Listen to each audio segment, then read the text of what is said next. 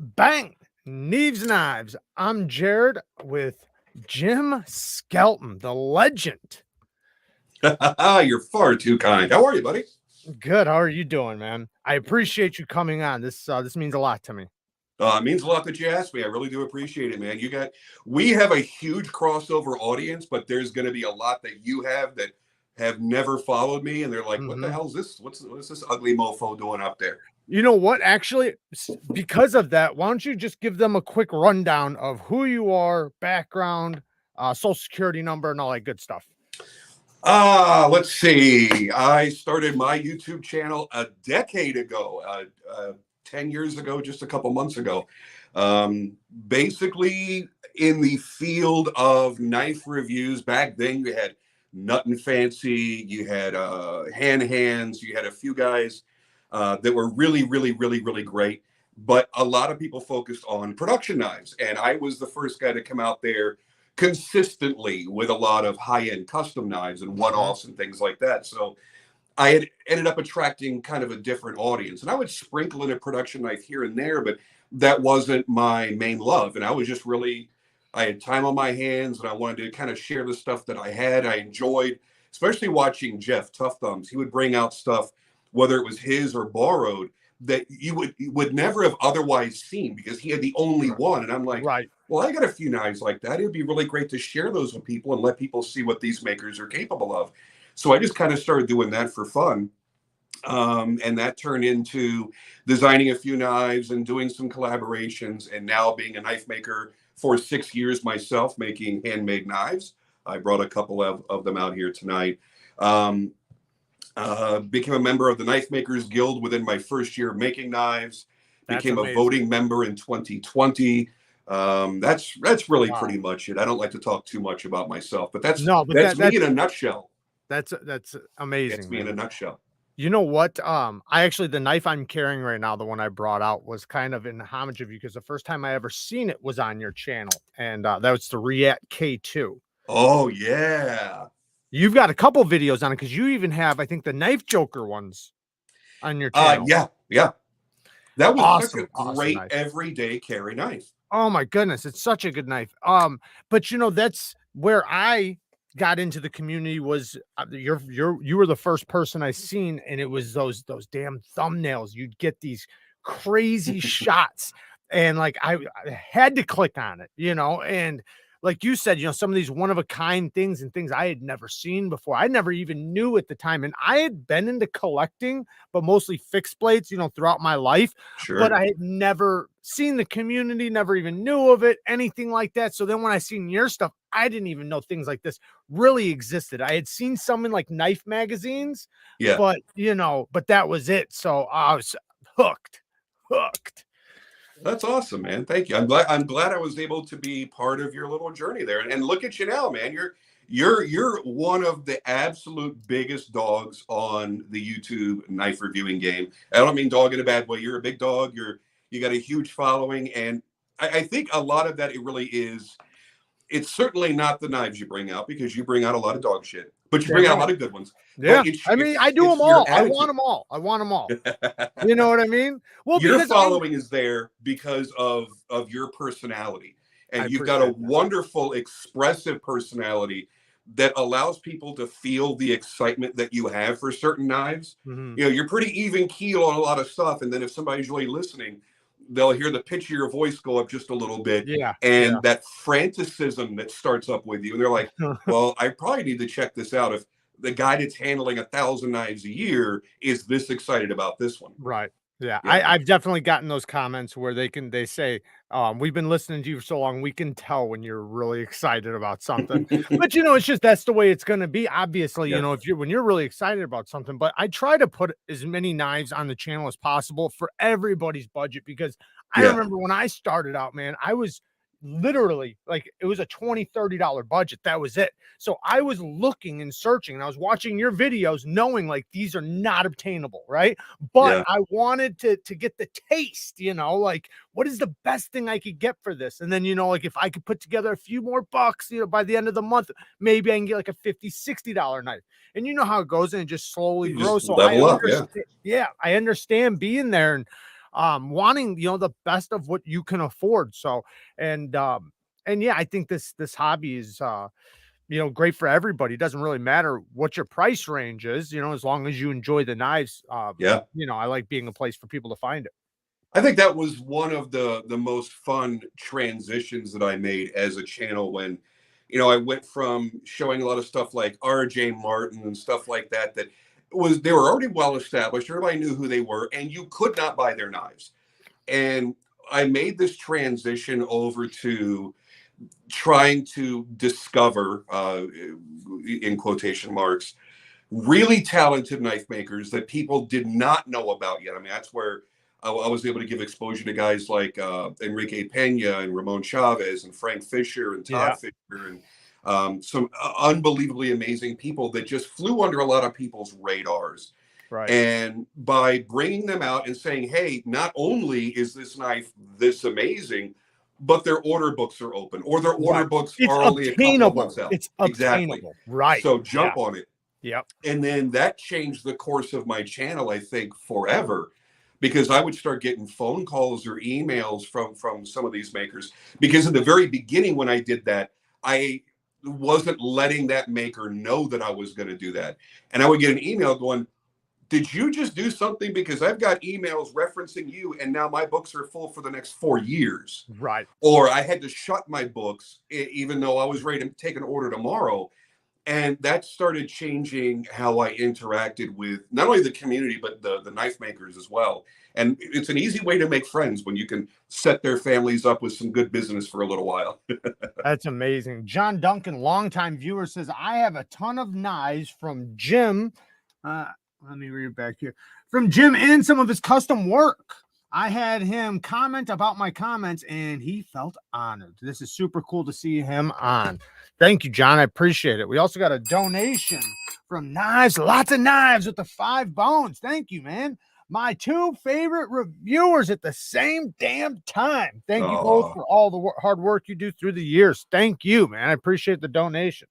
Thank you for watching. That means a lot. And John, by the way, is a super phenomenal guy. I've had a chance to interact with him a few times, and not only is he a nice guy, but he has a way of putting things into context in the things that he writes. It's very poignant. It's to the point, but it always makes you think. And I really appreciate some of the support that he's given me as well. And yes, he does have a couple of my custom knives. Oh, here we got another one. I have 5 of Jim knives. Wait, and ordering more. Nice. Oh yeah. We got Scott here. Scott, Big Bore Knife and Gear. What's up, brother?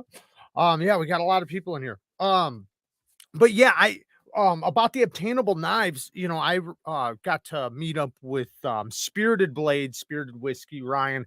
He was into all customs. That's basically what his whole collection was. And we did a video together where we went through some of my knives, which I brought like a bunch of budget knives and he brought a bunch of customs, and we kind of just collabed in a video.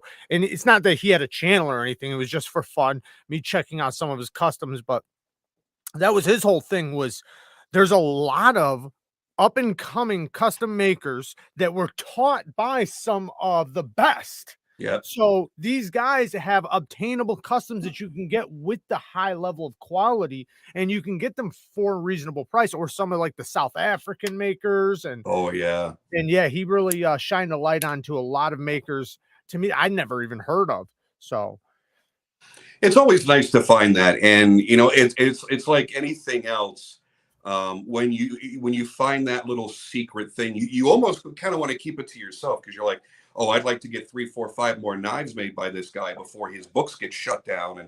But then I have to stop and realize I started doing this for a reason, because I wanted to put the spotlight on people. So I've never done that. I've never held back, but I've been tempted a few times. And when you mention South Africans, it's funny, because that was one of the first that I felt that with, because the very first South African knife I got my hands on, I couldn't believe the action. I couldn't believe the detail work, the file work, and the liners, and the special anodizing, and the beauty and the perfection of the work.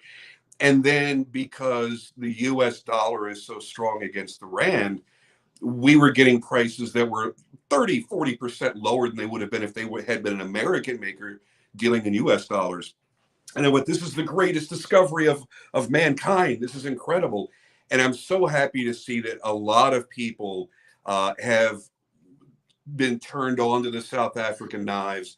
A lot of great reviewers out there on YouTube have now exposed a lot of great makers, a lot of great knives, and people realize what amazing quality they are. So yeah, those were a lot of fun back in the early days when nobody knew that knives were made in Jim, give me South 1 second. Hey, Thomas, Yeah. Thomas, keep writing that comment, and I'm gonna kick you out of here. I seen it 10 times already, man. Oh, he's been I'm gonna harassing me ask too. him. I'm gonna ask him. You can stop writing it. I'm gonna ask him. Thank you for the question, by the way. Jim, if you want to go ahead. He says, ask Jim how he can defend Jake Hoback after all he did. Yeah, you'd think it would be enough. I know that he's watched the video. I was thoroughly detailed. And I don't really have any more to I really know add you did. to You that. already did a full video. So if you want to hear his And explanation, he did a full video breakdown on it. It is a he's great commented video. on that video at least 5 times, and like he just doesn't stop. There You're are welcome, very Thomas. few people that really get on my nerves, but acting like that, I'm not saying he's a bad guy. He's probably a great guy, but acting like that, knowing that he's already gotten the answers from me, is really irksome. But it's very simple. Nobody. Let me back up a little bit. Everybody fucks up. If he thinks he's never made a mistake, a big mistake that has affected other people, then he has a right to keep haranguing Jake and myself over this. Since I'm pretty sure he's no fucking angel, then I don't understand why he's going through all this. But here's the thing. We've watched knife makers make a lot of various mistakes, whether it be I'm going to launch this amazing mid-tech knife and I'm going to take $30,000 worth of pre-orders. The knife never materializes. They've disappeared with the money. Then they'll come back 4 or 5 years later like nothing ever happened. We've seen that happen without an apology. Yeah. We've seen makers screwing over dealers. We've seen makers doing spa services and wrecking the knife and then somehow blaming it on the customer. We've seen makers that have lied about their heat treatment. We've seen makers do a lot of despicable things. And the one common theme that you'll see as people are screaming about it on the internet is, you know what, if the guy would just apologize and make it right, then we wouldn't be all up in his ass. We wouldn't be all going crazy about this shit. So what did Jake do? He apologized.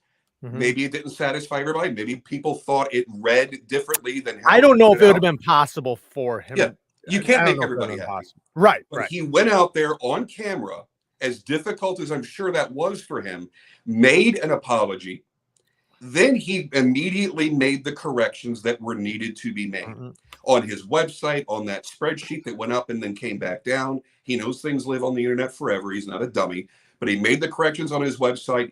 He finally got a hold of all the dealers he needed to make the corrections there.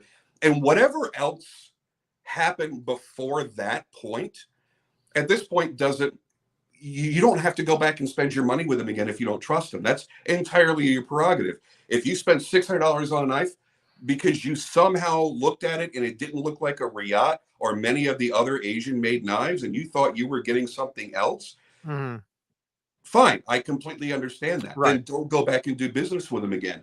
But to tell the guy that he doesn't have a right to provide for his family after all the things that he's done for this industry, including creating entire knives and making them open source for other people to manufacture if they wanted to, by giving out the without putting a patent and restricting the Hoback rolling detent, which not a lot of people use, to be honest with you, but he did make that available and gave permission for everybody to use it. He's done things that makers haven't done for this industry, and people tend to forget that when you make a sidestep, or let's just say it, he fucked up directly, but he stood up like a man and apologized and made it right. And that's it. That's and what I think it's about, is just people should make their decision whether to trust him or not. And I think what he did was admirable because historically we know that doesn't happen with knife makers. When they screw up, well, whatever. Take the money and run and come back in a few years. And for some reason, the community forgives and forgets. You'll have some that'll hang on to it. There are still people that bitch about Mick Strider and his military career. Get over it. Right. It is what it is. And it's, 30 years in the past. But he came forward and admitted and apologized and changed what he had to change. That's it. That's all it needs to be said. I I'd love to agree. hear what you think. I'm all for second chances, man. If not for second chances, I wouldn't be here. So I am 100% all for second chances. My biggest thing is just own it. If you fuck up, own it, right? That's what Own he it, did. be a Yep. man, and that's all you can do at the end of the day. And do what you can to make it right, whatever that is. Yep. And like you said, when I watched your video, you definitely gave me a better perspective. And I didn't really have, to be honest, I didn't really have too many hard feelings. I thought it was a shitty thing, Yeah. but but I also kind of heard both sides of the coin. So, and I kind of understood it. And to me, it was like somewhat of a gray area. So I didn't think if it was anything like to castrate a person over but I did think it was kind of shitty. Like if people felt like that they were getting one thing and got another, I think that's completely shitty. Yep. But now, as it all comes out, him, he's made a list of all the knives of, where they're made, so on and so forth. And to me, like, I don't think it's something you can't come back from. And, Yeah. as long And as, people forget he was one of the pioneers of using U.S. machine shops to make an enormous line of mid-techs that were incredibly successful. right. It's just that he got burned by every single one of them. So he had no choice but to go abroad. Now, Yeah, I see. That's the parts I didn't know about when I seen your video. I didn't know about all that stuff. I was like, and it made sense because, I know I've heard that from, other people and things, with some of the US makers. And when you start hearing that and start hearing about all the efforts he put in to try to, keep it in the US, and then all the money, because you went over the money and all of that. It's like, damn. It gives And you that some was just and that one the one instance that I mentioned how much it had cost them. That's just the one instance that I knew of from the other end. I was talking with the guys that own the OEM, and then talked with Jake, and I had both sides of the story, and they actually matched up. They didn't like each other obviously at that point, but they weren't talking shit about each other because that issue had already been long resolved. But that was just one instance I knew of. He could have lost $100,000 in the course of 2 or 3 years. I really don't know, but that one enormous loss for somebody like me, who now I'm taking a lot of my designs and having production knives made. That would stop me. That would put me out of business to lose just $50,000 on an order that went bad. So people need to realize that he's not a Chris Reeve. He's not a Mick Strider. He's not a Rick Hinderer. He's not a Ken Onion. He's not worth multiples and multiples and dozens of millions of dollars with 50 employees and unlimited funds. He is still a smaller guy. He's putting out a lot of knives and he has a lot of contracts, but he's still a smaller family-run operation. So a hit like that luckily it didn't, could have put him out of business. Yeah. We got a couple donations. My lovely wife wants to come in here for a second. Hello. I'm just gonna make a short interruption. Hello, everybody. Hi, Jim. Nice to have you here. Jared, if you could do me a favor and please read your super chats and comments on your phone, because I don't know if you know this, but when you're a member of the channel, you do get these. Yep. Right? They don't show up on here. Shout out to Ninja. He's been a member for 3 months. And they can leave a comment on it, just like a super chat, because they're paid members. So just make sure you I'll read it. look on your phone so that they don't. Yeah, I can't see him here. It's weird. I know. And you have a couple super chats. So I just wanted to say that because I know we don't normally do it. Okay. Bye. Thank you, baby. Gamma, thank you for the 10 bones. So awesome. You got Jim on, my favorite 2 knife guys on YouTube together. Love both your channels. Thank you, man. I appreciate it. And bang from Bluminati. Bluminati Ninja. Thank you, man. Thank you for being a member. We also got Uber Art with 2 bones. I'm trying to find it over here. What about Hinderer going after transparent knives? You want to speak on that? I mean, I'll speak on that. You go first. So I honestly, I did not like that. I thought that, from my opinion, I think that it's kind of a punching down thing. I think that a lot of the makers, especially because, if Brian, Brian looks up to makers like that. Like, to him, like he probably feels shadowed by them and would, could sit there and talk with them. And, he's a great dude. So then to kind of go after him and, talk down to him about, like what he was saying and coming up with, like, he had the best intentions. So I thought that was kind of, you know, punching down, so to speak. And I thought it just made Rick look bad rather than just saying, hey, shit happens, man. You know, maybe you're right. If I got to fix it or whatever, you know, I'll take care of it. Yeah.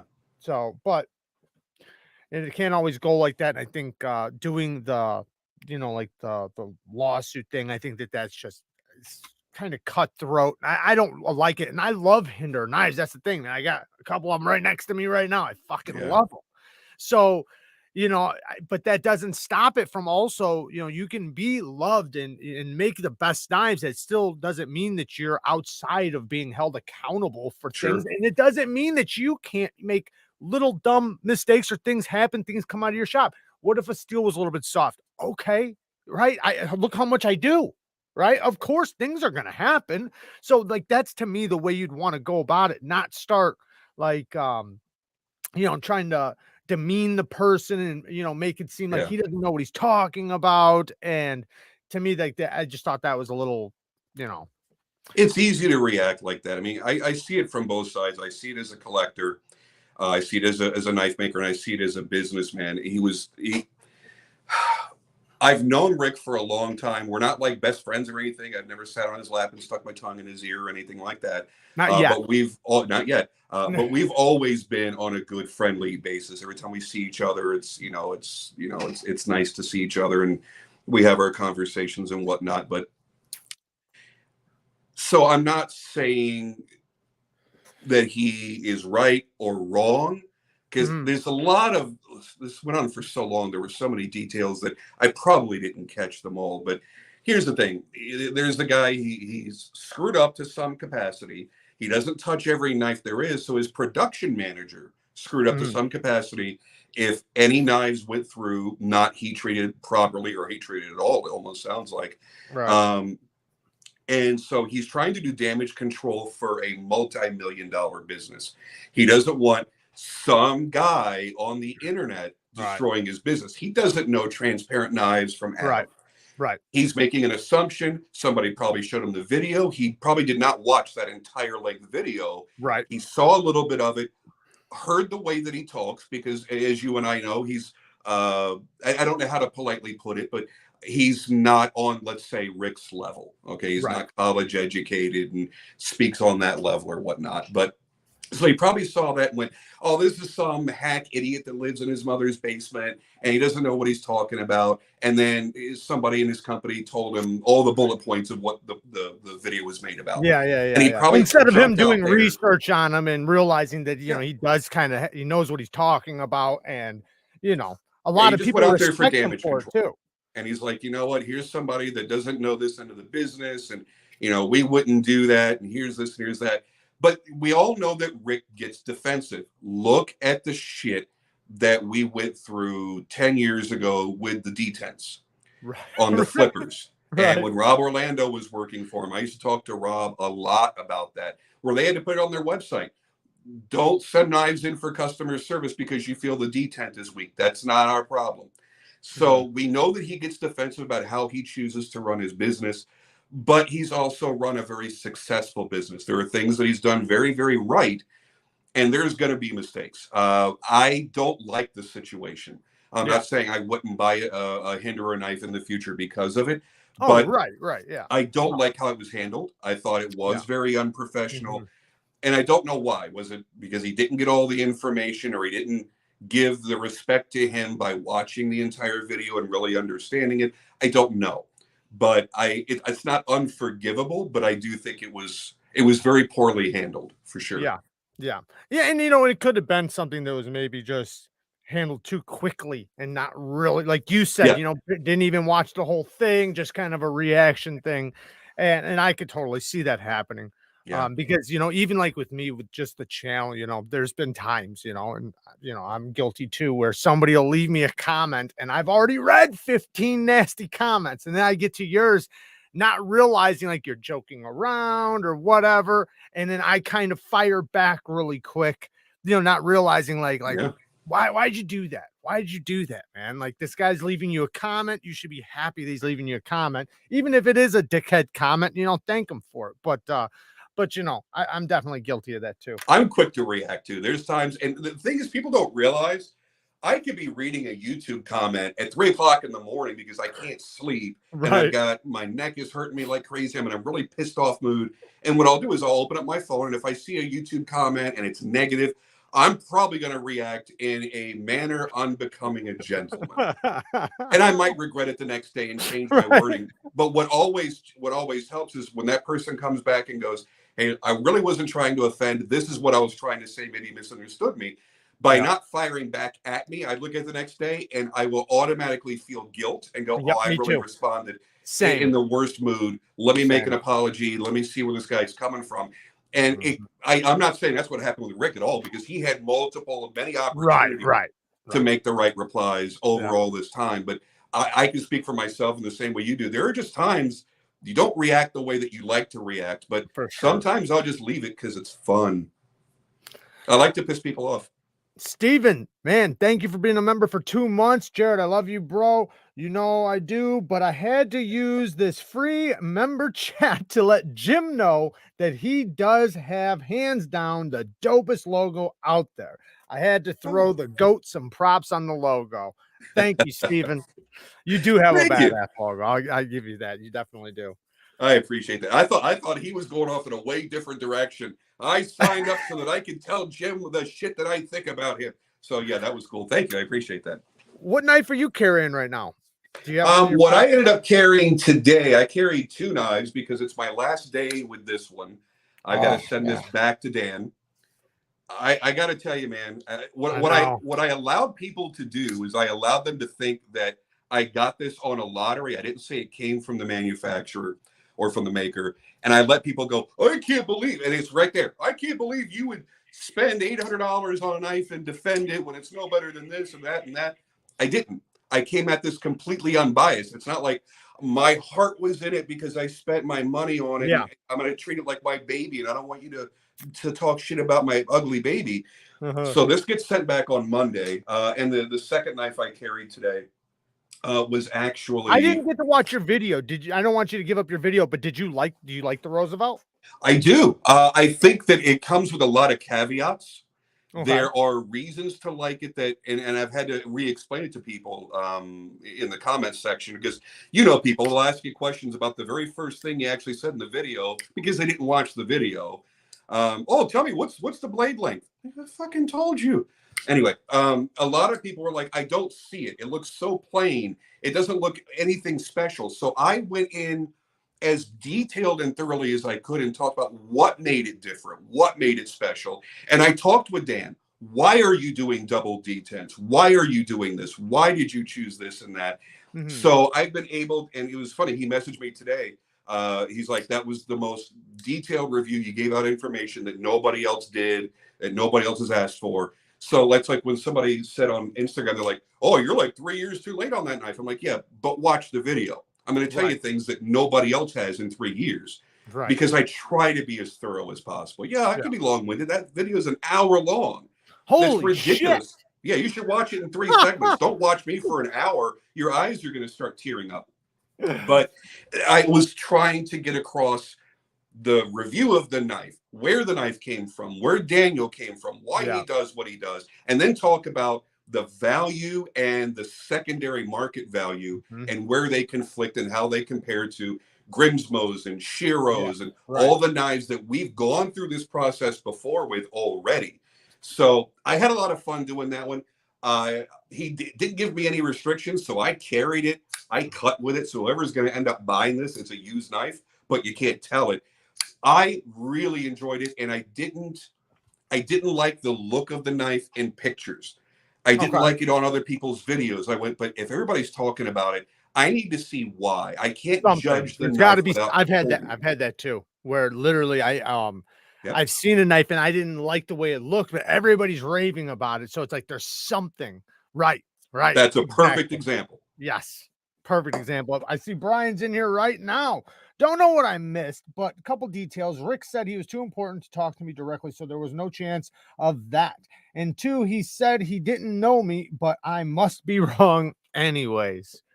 Yeah, that's definitely not handling it right. He didn't respect where the comment came from because he didn't do research to see where the comment came from. He figured it was just another person in the peanut gallery. Listen, sell hundreds of thousands and possibly millions of knives in your long career. Yeah. You've seen them all come and go. You've seen a lot of people talk out of their ass that acted like experts. Yep. So, yeah, he probably didn't think about even giving you the time of day, and Yeah, he should have.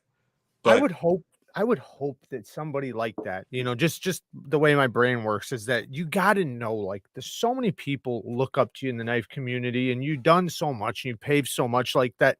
If something like that's happening, to be as humble as possible, because you know it shines a light on you the most. Like, even if it was a nobody, right? Even if it is a nobody and the guy was full of shit or whatever, it doesn't make you look good, you know, like I said, punching down or yeah, beating the guy up over something maybe he was he wrong might just about. be past that stage of being appreciative for what he's gotten. You know, if this Right, was a fifth-year knife maker, he'd be worried about every individual person that had something negative to say. But right. here's the guy that's been doing this for 30 years, Nothing has to lose. formed an enormous company, and he's probably just going to go, hey, even bad publicity is publicity.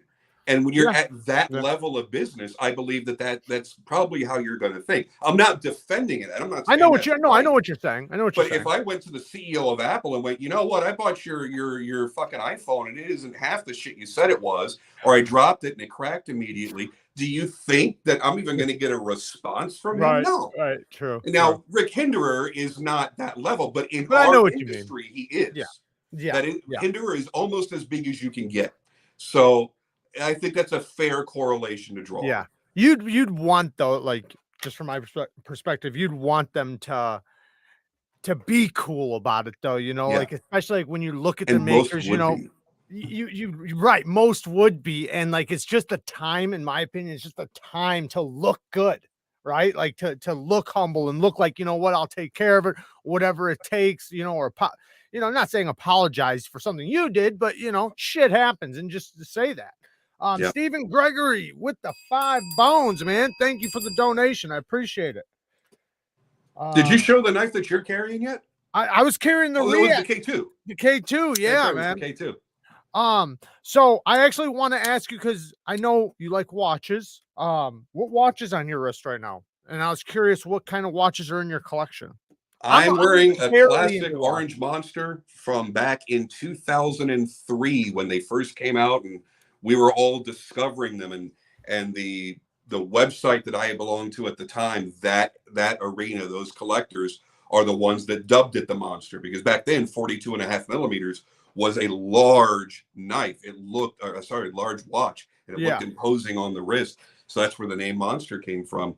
And I've still got one of the originals. Actually, I had sold all of my monsters. I had a big collection of monsters, including a few that were really, really rare. And I decided I want a monster again in my life a few years back.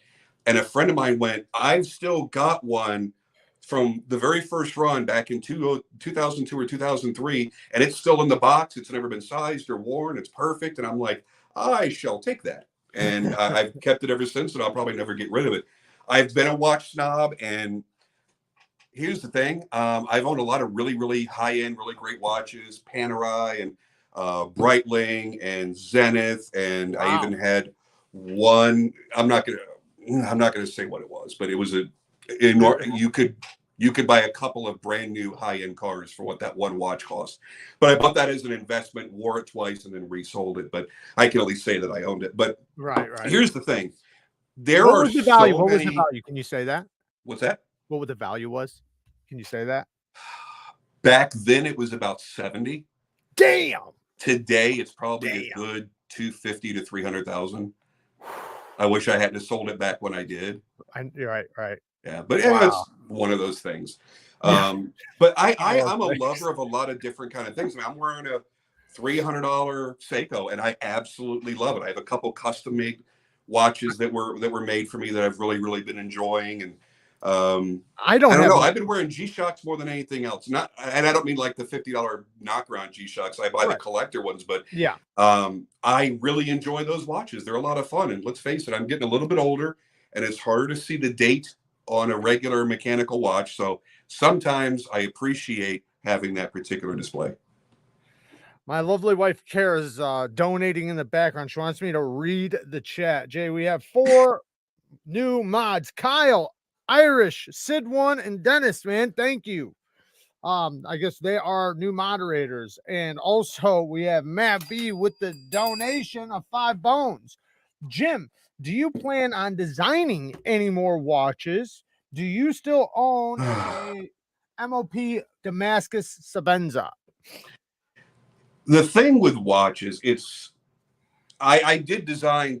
I've designed a lot of watches, but other people got to make money off of those. But for my brand, I had designed 2 follow-up designs, and it was funny because one of them I had based on Todd Begg's bodega, and I was incorporating the bodega into the watch, and I had gotten his permission. And now, of course, we're good friends and we live close to each other. And we really wanted to get that going. But it would cost me about $80,000 to get the production going. And I'll be honest with you, I have not had that money just sitting aside to be able to do that. So I've just kind of let that go, unfortunately. I'd like to do it again, and I might do it again at some point. Right. But as for right now, definitely not. As far as that incredible Damascus Sabenza, I did sell it. It's funny, I sold it, and then I regretted it, and I bought it back. Kept it a few more years, and then I sold it just a couple of years ago. A really, really, really good dude has it. You'll see it pop up on Instagram every now and then, and people go, "Is that Jim's?" He's like, "No, it's mine. I bought it from Jim. That makes it mine." So, but yeah, I miss that knife a lot. That was a really spectacular example of a large Sabenza. Going back to watches really quick, I got I don't have like a huge collection. I got like, I don't know, 5 watches or something, but the one I'm wearing right now is a vintage Orient. Oh yeah, it's really old, and it's still got the original plastic face. Plastic. Oh yeah, the plastic crystal. Yep. Yeah, so it's an old one. It's an automatic 21 jewel. I love it, but I've had it for a long time. I love the band on it. Oh, I can't wear those. They snag arm hair.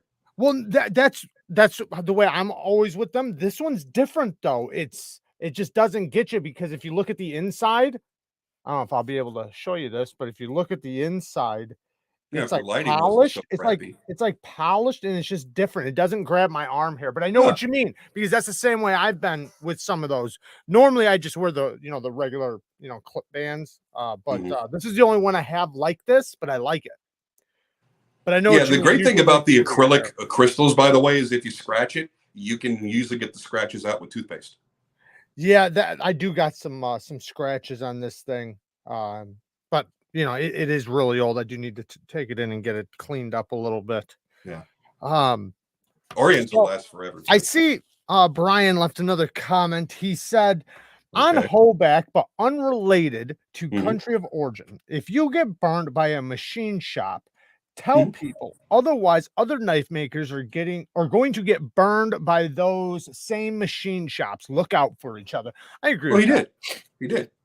That's the thing. Yeah. You can't make assumptions like that because you don't know him. You don't know these conversations. Yeah, I think he's saying though. I think he's agreeing though. Like with what happened to him. You can't go public. If you go public, you're going to be blacklisted, and no one will ever take a contract with you ever again. So he couldn't do that. But when in discussions with other knife makers, even myself, I knew which ones had burned him. I knew for how much and generally and whatever he decided to discuss. But yeah, he talked with a lot of knife makers about the bad experiences that he had. So that's why you don't see those horror stories popping up as often now, because they didn't get a lot more business after that. Well, also, I think because of social media, back, way before, it was a lot easier for, I think, companies, machinists, shops, whatever, to get away with things. But because of social media, it's made it where everybody's connected. Everybody can talk. Yeah, you're under the microscope. Yes, big time. Big time. You mess up, everybody will know.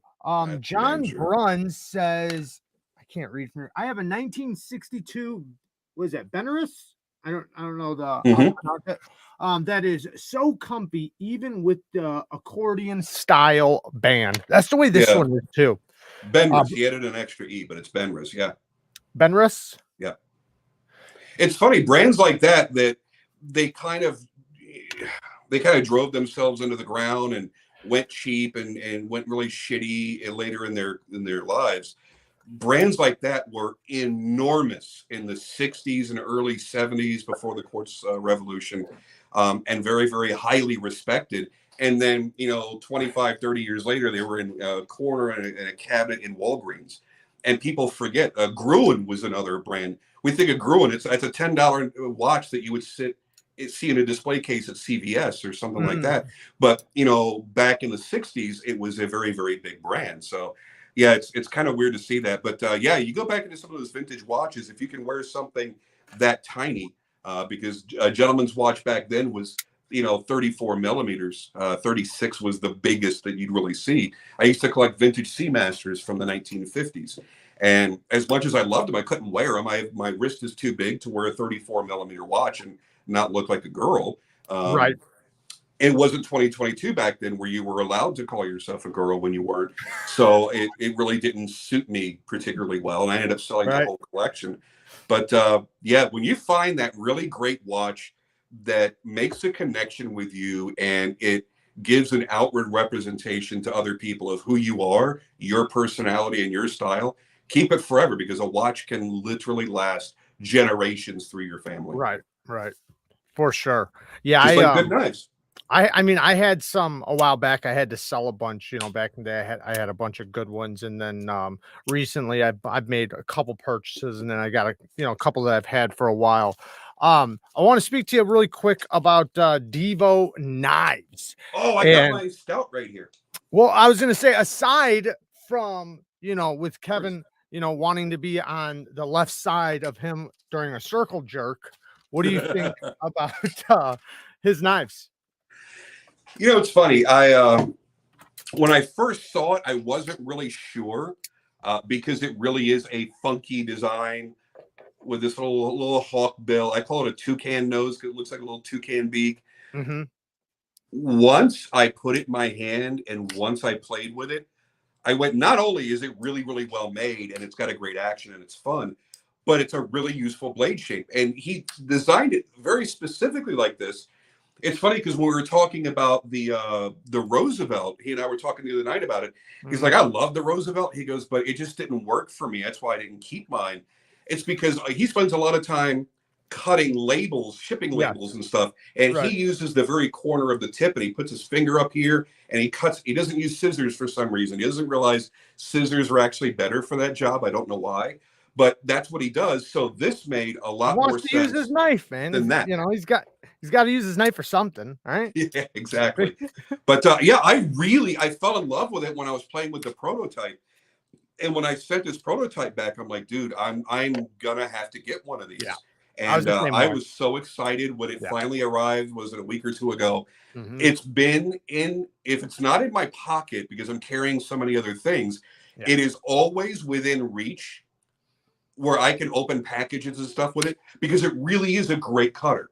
Yes, that's what I was gonna say. Functionally, ergonomically, it's a great knife. The blade shape does work really good just for EDC stuff, and that's something I can appreciate about it too. When I did the full review on the prototype, I had some little complaints, but that was obviously the prototype stage.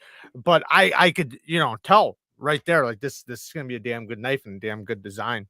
I'm so happy for him. I am too, man. I am so happy for him. He's kicking ass right now, and him and Colin they're doing a great job. I should have brought it out, but I have his prototype for the new model in the other room. I got one too here, but I'm gonna hold it back because I haven't made a video on it yet. I'm actually going to be probably recording the video tomorrow if I have a chance after I get done working in the shop.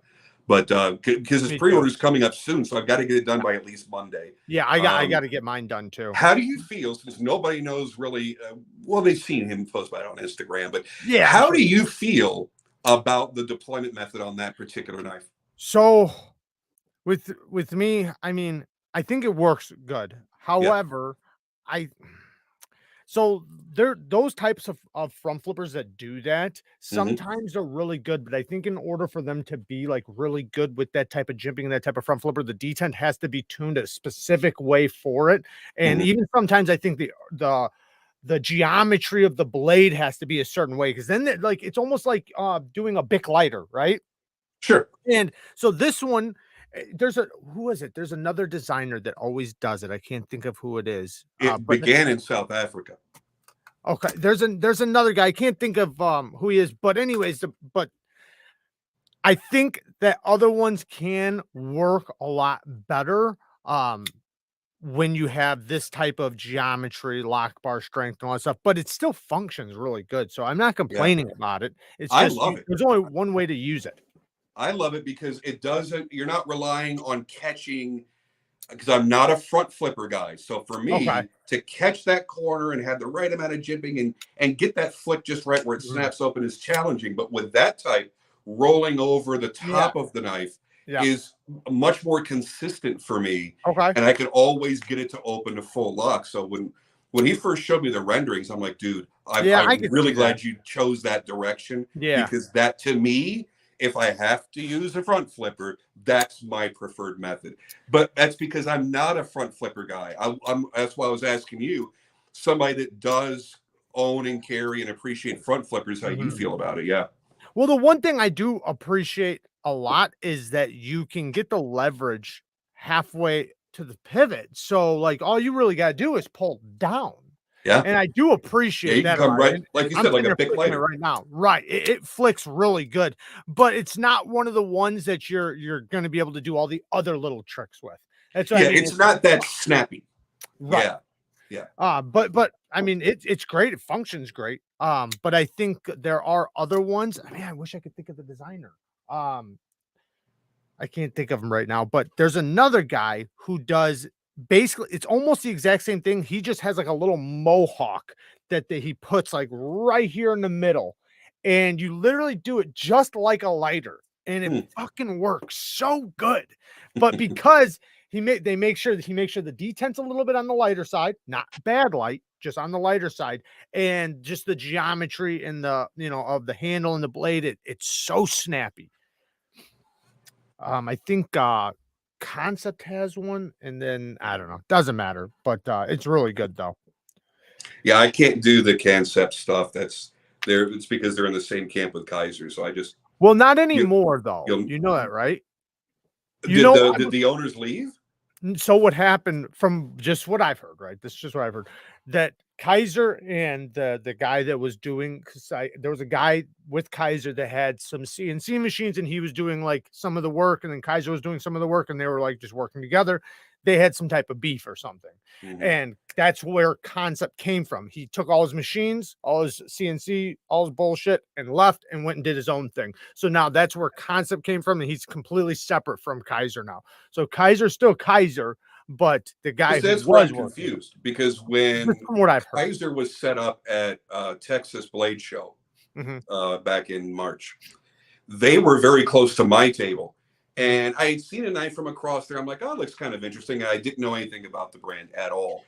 And I Yep. went over and I was talking to the guys, and he dropped the word Kaiser in there, and I put the knife down. I'm like, what?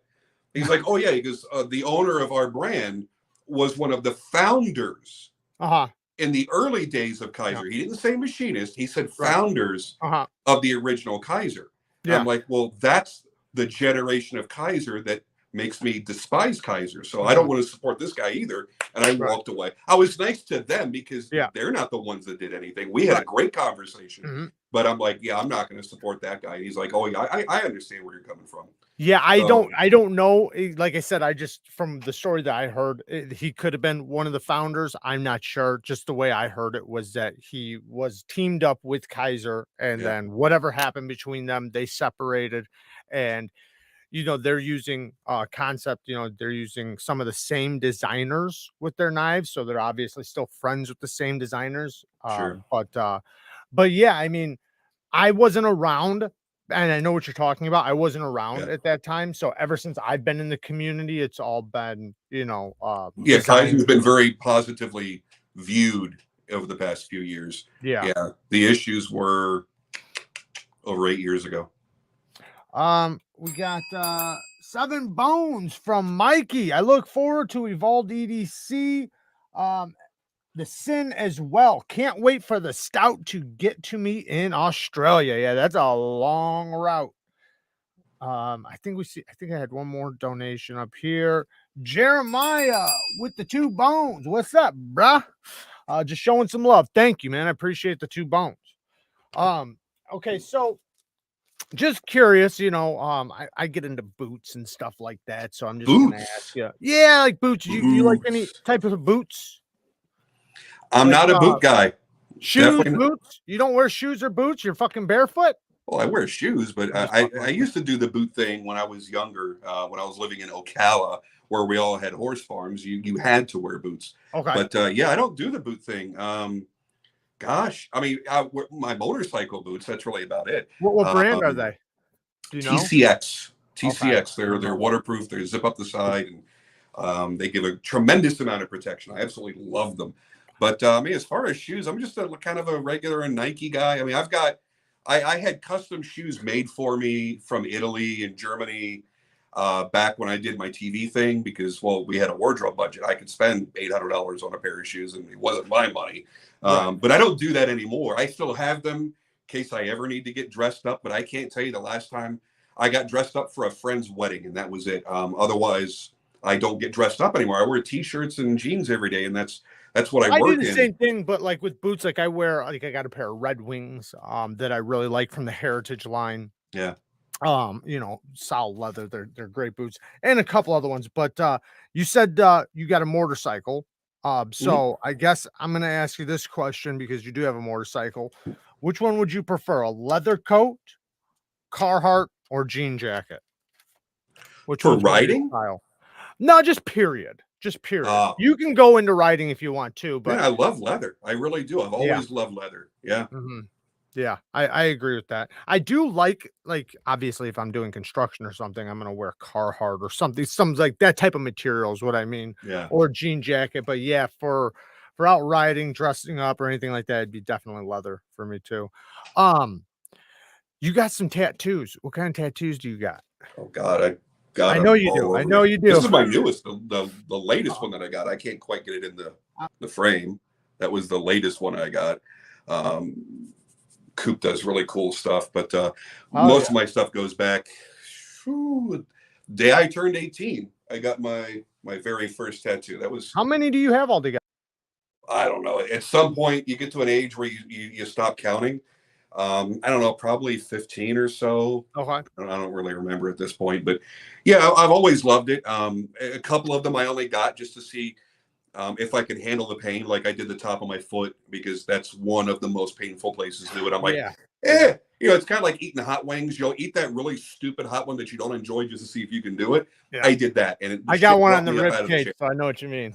Yeah. The rib cage fucking sucked, man. Oh yeah, I'm not doing that. No. It sucked. I've done the back of my neck all the way to the base of my skull, and when they get up in there, that starts really rattling on you for a while. Yeah. But most of them, I even had a couple that it kept hitting almost like a tickler spot. I was laughing a lot. That was down below the belt. But yeah, I've always enjoyed it. But what's funny is the older you get, the less tolerant your body is for it. You feel the pain a little bit more, but I mean, that's kind of why we're doing it. If I always say, if tattoos didn't hurt, everybody would have them. So it's part of the, it's a rite of passage. Yeah. I'm not really into pain, but it doesn't really affect me all that much. But I can't sit now more than 6 hours. 6 hours is my threshold now. Yeah. I know that I could have gone longer in my 20s and probably even in my early to mid 30s. But once you get about 35, 40 years old, I'm 48 now, you start feeling it a lot more and a lot more quickly. I imagine. And that just makes me want to start rushing to get more now. Do your sleeves now. Before I get older. Get it over with. Everyday EDC with the 5 bones, man. Thank you. I appreciate the donation. So what are there any questions that maybe we've missed? I feel bad that definitely some. They've been coming in so fast I couldn't catch them all. So you know what? Actually, if you guys have any questions, leave them now because we are going to be getting on to the next subject here in a few minutes, and we got some weird questions for Jim. So yeah, and guys, I'm not trying to be rude. I'm just trying to make eye contact with the camera and pay attention to Jared. I apologize for not looking for more questions, but you know what? That's the host job. I try to pull them up, but it's difficult to have a conversation, with 200 people. But you guys are free to ask any questions right now. Jeremy said, "Can you ask Jim about his collab with Winterblade Co? Any timetable on an announcement or tease?" I've devised 2 different mechanisms that I have no way to manufacture myself. I don't have a CNC. I don't have a mill.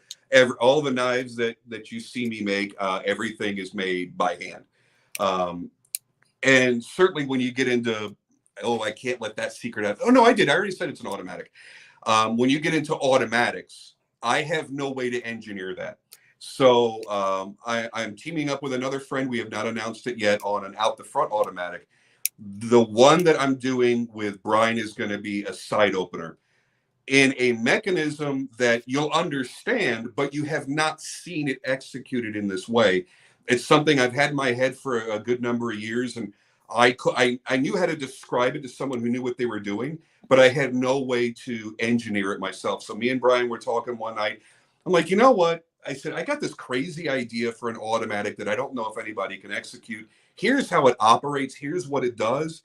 I don't know how bad the tolerance stacking is going to be because it's going to require a lot of things going on. Mm-hmm.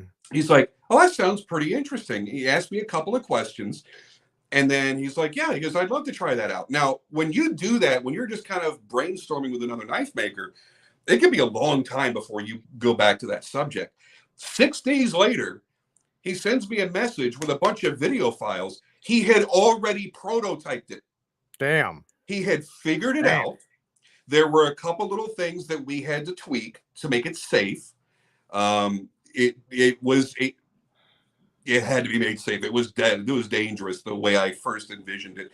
And then to figure out how to put a pocket clip on it, because there was no way to put a pocket clip on it in the original way that we were going to do it. As far as how long it's going to take, I don't know, only because Brian is so busy. For those that follow Brian Winters, you know that if you've watched his posts, he has probably 20 ideas and prototypes and things that he has not made yet. Always fascinating me. So for him to jump in and go, dude, this looks really fun, I can't wait to do it, blows my mind completely. So it will be done fairly expeditiously, but it's not going to be a rushed thing. And I offered to him, I said, dude, if you want to make custom versions of this, you are welcome to do that. And it's 100% yours, all this and all that, because we're going to do our typical collaboration split on a production knife. And we did agree that we will use Best Tech because they did his knife so friggin' well, which for some reason I couldn't flick it twice in a row. But and everybody loves the knife. And Best Tech has grown so much in the past 2 years. So it'll be a production knife so that people can actually afford it. If he makes customs, it'll be a $2,000 knife. I'll tell you that right now. So it was a big deal to engineer it. We're going to base it off of one of my designs that people haven't seen yet, that I have a flipper being made of. And I think people are really going to enjoy the uniqueness of it. It's not different for the sake of being different, where you're like, okay, I dig that it's different, but it's useless or it makes it harder to deal with. It's going to be such an intuitive design that I think people are really going to appreciate it. Yeah. He's a genius. I seen somebody asked if you have any knives around you, maybe you can pop up on the screen. I have somebody here asking about Magnet Cut on the Hoback. I did a full video on it like 2 weeks ago. You can go watch it if you want general breakdown. The cut test did pretty decent, but the steel felt a little on the softer side. But the actual edge retention test didn't do too bad. It sharpened up just fine, but from my thoughts, I felt like it felt just a little on the softer side. So the heat treat felt like it wasn't a good heat treat. It just felt soft. Go ahead. I've had good luck with Magnet Cut. I'm just tossing. Oh, I have too, but I've also had bad. I've had both. So yeah, I've had great luck working with Magnet Cut. I've made, I think, about 8 or 10 knives in Magnet Cut, and I've had good luck. The only issue that I found with it, because I do my own heat treat, I did have issues on, I want to say 3 of them, maybe almost all of them, where the tip would very slightly bend if I had pre-ground the blades, which Okay. normally I don't do. I typically hard grind, so I grind after heat treat. But I had done almost all of my Magna Cut knives for some reason. I had pre-ground them 80%, and the tips bent just a little bit. Not enough where I couldn't grind past it, thankfully. I left enough meat on there to be able to do that. So the next Magna Cut knives that I make, I think I'm going to try hard grinding and see if that eliminate. And I think it will eliminate that issue, because a few of my knives do get very, very thin at the tip by design, because I also run a little bit of a taper the way that I do my swedges, so it'll start off thicker and get down narrower. So it's a little precarious that way. So I think I'm going to try it a different way next time. Bob's asking, do you have any updates on the Varga, the VBR from last year? Any similar competition since? Well, I mean, he's been selling onesies and twosies for the past few months that he's had laying around. He's got another order in, so I know there is another order, full-sized order coming in. Yeah, I'm in on that one. I'm in on that one. Yeah. What's your delivery date? Do you know yet? I don't know. I don't know yet. But it's been going on for a while. I usually don't check them. When they come, they come. Yeah, I don't think it's very far off. You know, there have been, it's hard to say competition, but there have been, and here's one of them, a lot of knives that have come out, particularly partnered with JERAD, that I've fallen just as much in love with as the VBR. This is absolutely one of them. I love the Jaeger M, one of my truly favorite knives. It's cheap, inexpensive, I guess is a better word. I mean, for this one was $375. I mean, it's under $400, and it's just gnarly and beautiful and so well done. The Mula, and I know you like the Mula too. I got the Sons of Liberty collaboration. That's beautiful. And I got to tell you, man, just a good looking knife, man. Such a good looking knife.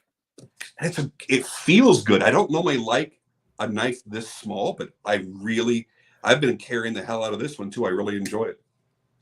I seen somebody left a comment. They said, I can't find it now, but they said, here we go. Use Medford. Why China? You want to hit that one, or you want me to go after it? You start, because I'm going to end up being very long-winded.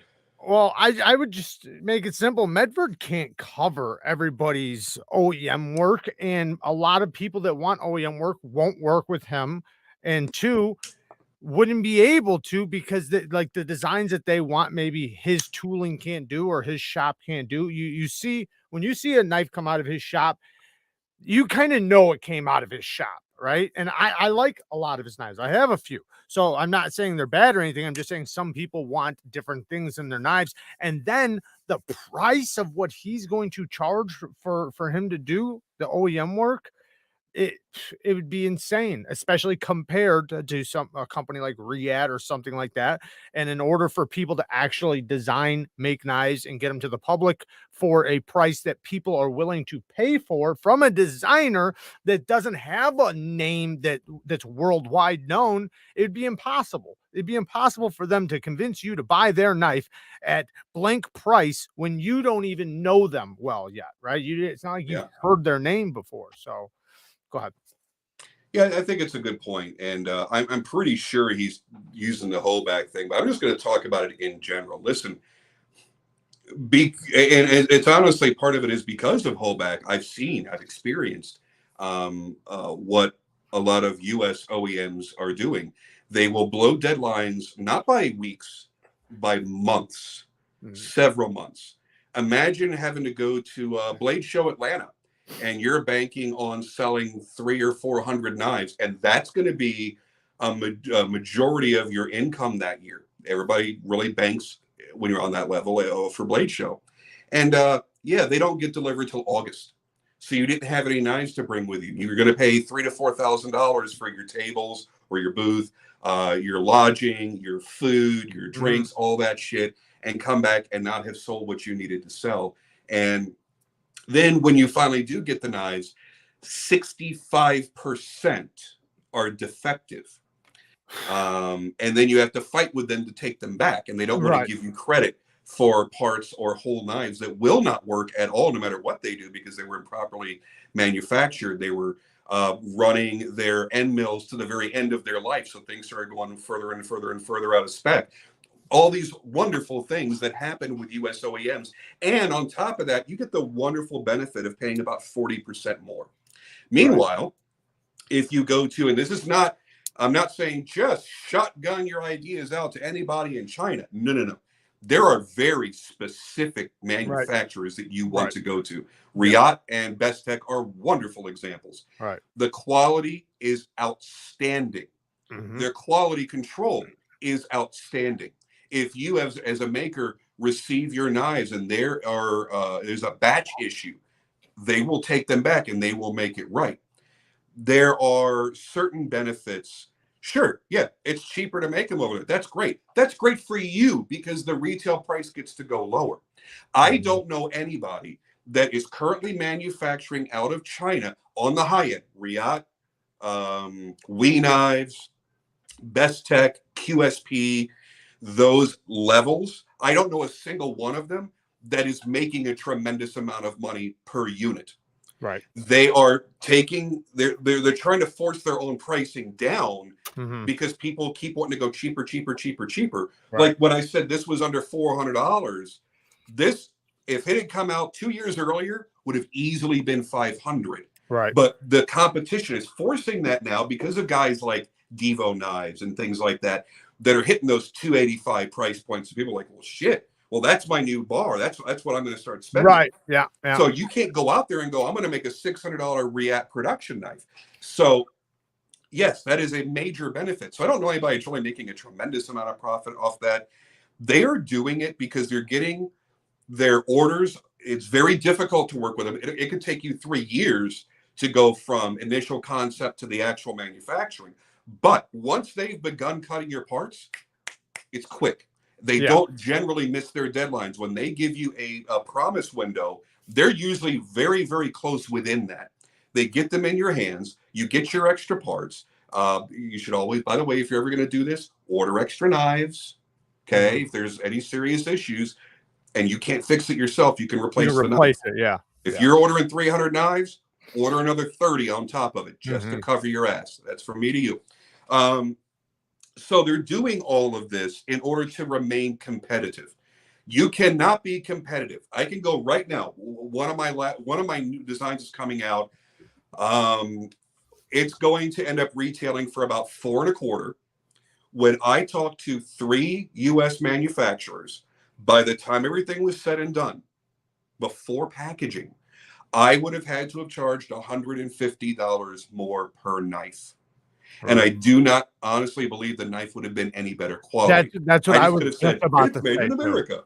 Yeah, I was just about to say that too, because there is that too. Like when you can get it cheaper and better. And I listen, I'm all about the USA, buy USA when you can, support the USA companies as much as possible, but it can be difficult to tell somebody to pay more for something that is not as good a quality. Well, because I would challenge anybody, put your money where your mouth is. If you're really, really going to start really bashing companies because they choose to make they're an American knife maker that chooses to take a design to China to have it made, put your money where your mouth is. It'll cost you between $700 and $2,000, depending on who you're going to.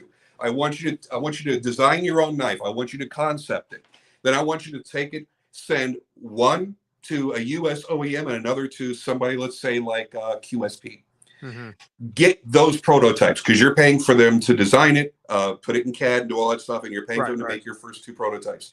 Get those prototypes in, and you tell me if you can get something that's as good as what's coming over on a boat, and you're paying 30 to 40% more for it just to be able to satisfy people that go, I only buy American. Fuck you. Take a look at the sole of your shoe and tell me you only buy American. Well, but I can't avoid that. But when I have a choice, I only buy American. Really?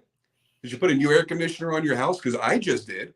I just spent $17,000 on an air conditioning unit.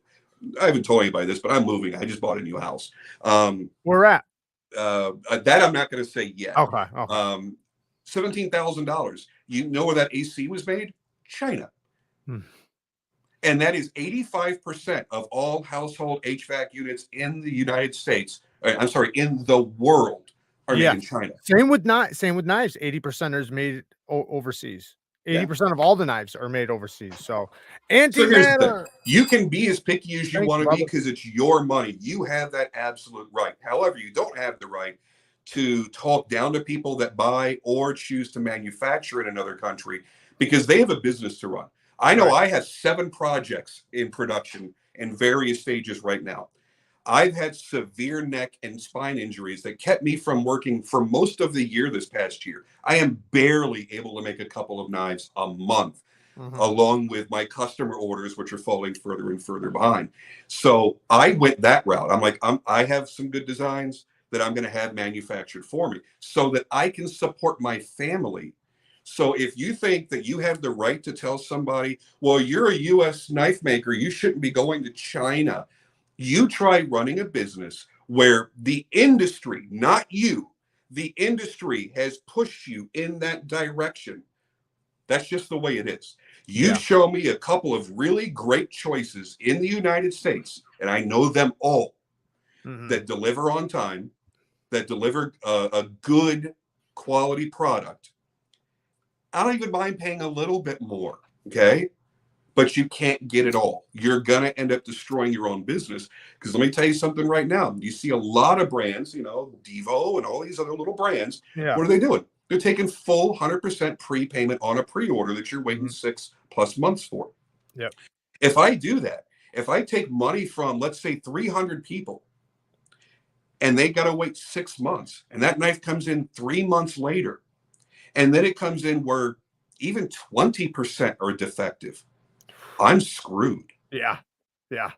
Good luck. Good luck on ever getting anybody to take your knives again, too. Because that, you know, that will go around real quick. But people forget that this is a business. You're supporting a family, you're supporting a lifestyle, whatever it may be. It is a business. You want to do everything possible for every customer, but you can't make everybody happy. Yeah, I agree. And I still encourage people, you know, like when you do find the great USA companies, support them, buy the USA made knives. But yeah, I obviously I have a channel. I have knives from all over the world. You know, that's what I do. So, you know, obviously buy what you can afford or whatever. But I understand the going overseas and getting it made overseas. I understand it completely. And you know, I also understand the other perspective too, you know, buying USA. I get both ends of the coin and, you know, just do what you want, really. Antimatter with the 5 bones. I just received the off-grid Scorpion, same model you have, and I'm very impressed with the build quality and action. Yeah, that's a good one. And I did find out, I think Best Tech is doing all their knives now, including the premium ones, just so you know. But yeah, that's a good one. Did you ever try that one? I'm being unrealistic, he says. Okay. Did you ever try that one? What's that? Oh, the off-grid Scorpion? Never even seen it. You haven't seen it? That's a good one. Favorite steels for folders / fixed blades from John with the 2 bones. I would say for folders, I got like a 5 because I love K390. And with Magnet Cut, I love Magnet Cut as long as it's done well. But I would say, and I absolutely love 14C for budget affordable steels. I love 14C. But yeah, probably K390. I love Crewwear as well. And then as far as fixed blades go, if it's going to be a hard use knife, I would want probably 3V, something like that. I even love Crewwear for fixed blades too. Go ahead though. Or 14C. 14C is great in a fixed blade. I'll be honest with you. 98% of all people that get in the steel discussion wouldn't know the difference from one to the other after using it for 6 months in their normal everyday life. You could hand them something and tell them this is fucking Vanex. They'll have no idea. So I know, yeah. That bothers me. Listen, nobody that watches either of our channels owns 5 knives. They own 20, 30, 50, 100, 200 knives. You are not using any of your knives to a degree where you're really abusing that edge. You know, you're gonna have a couple of favorites that you reach for more often. You know, like we were talking about the Devo earlier. I cut a lot more stuff with this, I think, than almost anything else right now. But with all the knives that I have, it's likely I have a different knife in my pocket every single day. Yeah. I'm spreading that use out. Yeah. But to answer the question and not dodge it. Don't dodge it. Come on.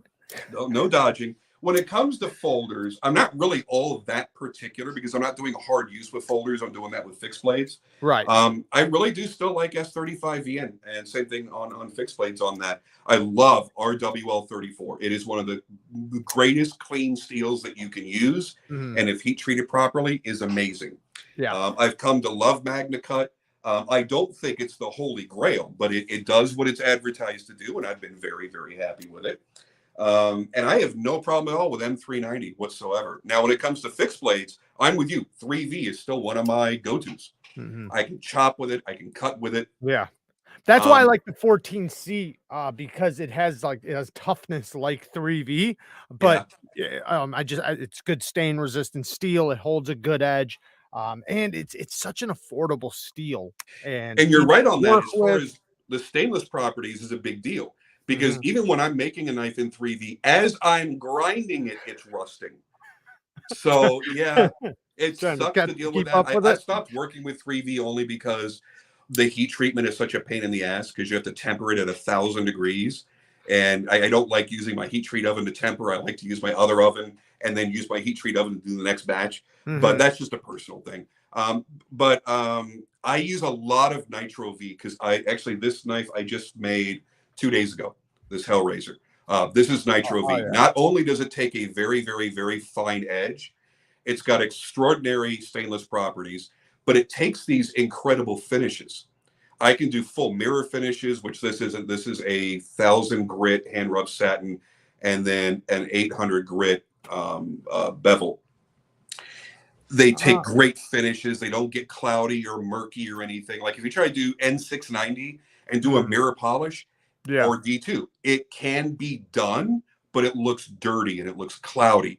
When you do it with RWL34 or Nitro V, it's this bright, like sterling silver, this wonderful look to it. So I'm particular, I think, more on fixed blades because I make fixed blades, and I've worked with so many. You're thinking of the finishing and all that, all the details. Yeah.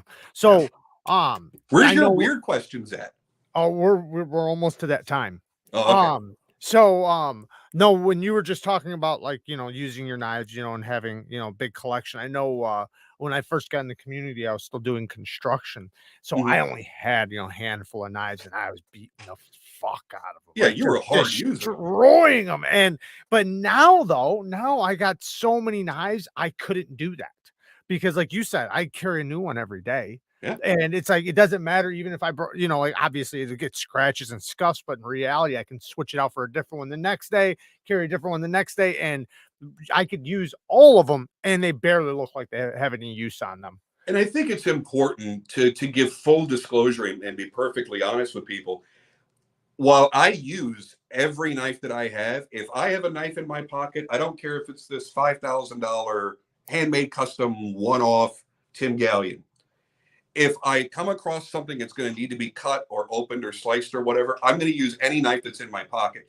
However, if I am setting out for the day and I know that I'm going to do something that is particularly abusive, I am not going to carry that knife. I'm going to carry a $150 knife on me. That if I hit a massive staple cutting through something and I chip that edge, I'm not going to die a little bit on the inside.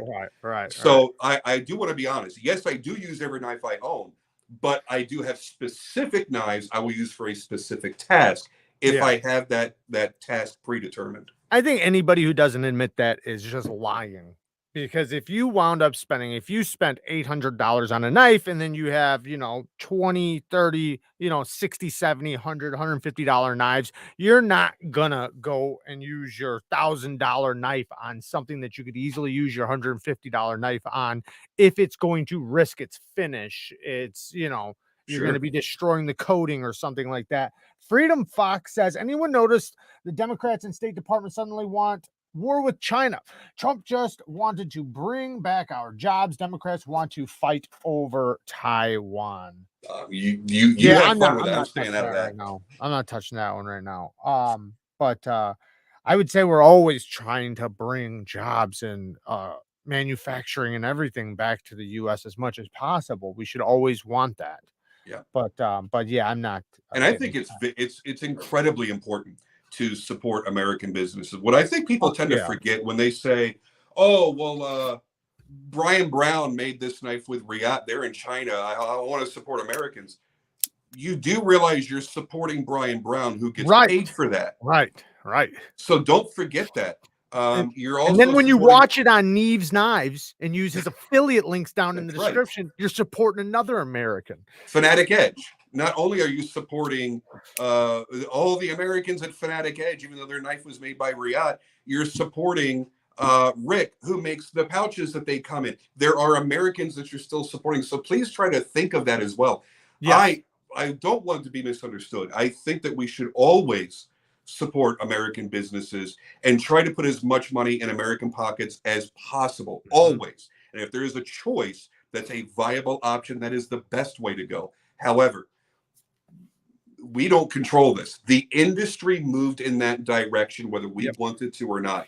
And I know 2 knife makers personally that had said privately they would never manufacture in China. They don't want that stigma, and they also don't want to support the People's Republic of China. However, they have had to do that now because that's where the industry led them, and that's where the consumers, you guys at home that are bitching, you kept saying, "Oh, well, I'm going to pay $900 for a mid-tech knife. It's not worth that much."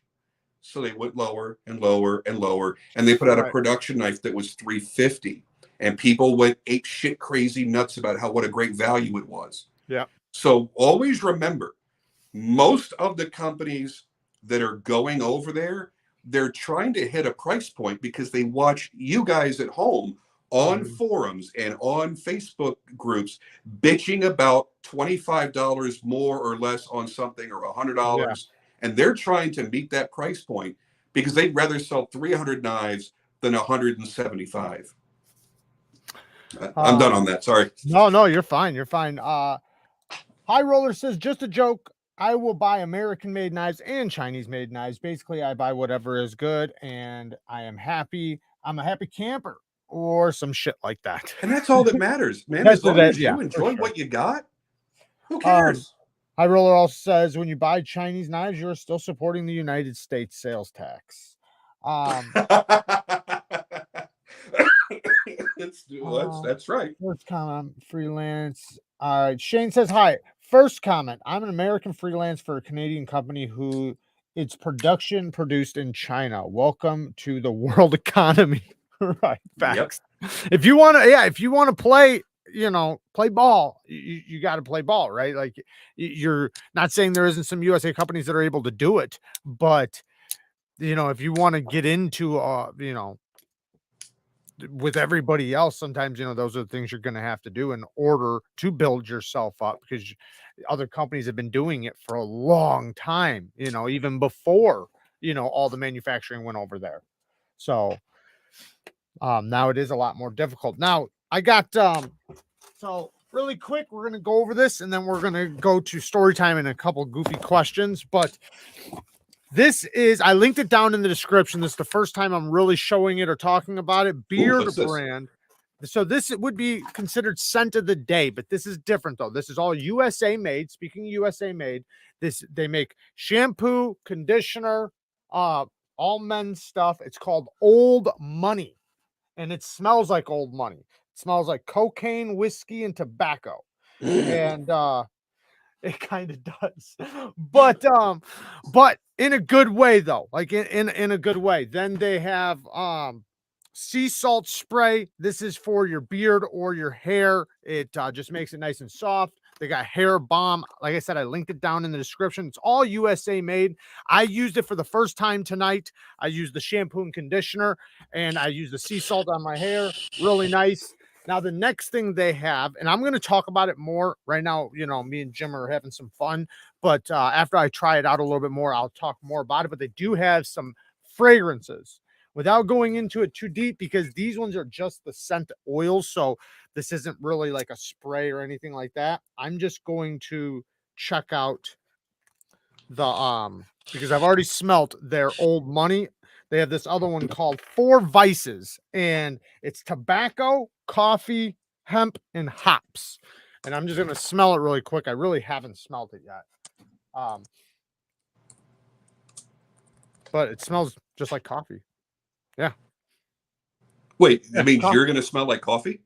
Yes, you will smell like coffee and a little bit of tobacco leaf, but there's what is it, 6 different fragrances here. So these are the fragrances he sells. He's got Old Money, Temple Smoke, Four Vices, Tree Ranger, Spice Citrus, and Tea Tree. These are different scents, and right underneath it says all the smells of what they are. Like the Old Money is oak, amber, leather, lime, and lang lang. I don't know what lang lang is, but Wasn't she a figure skater?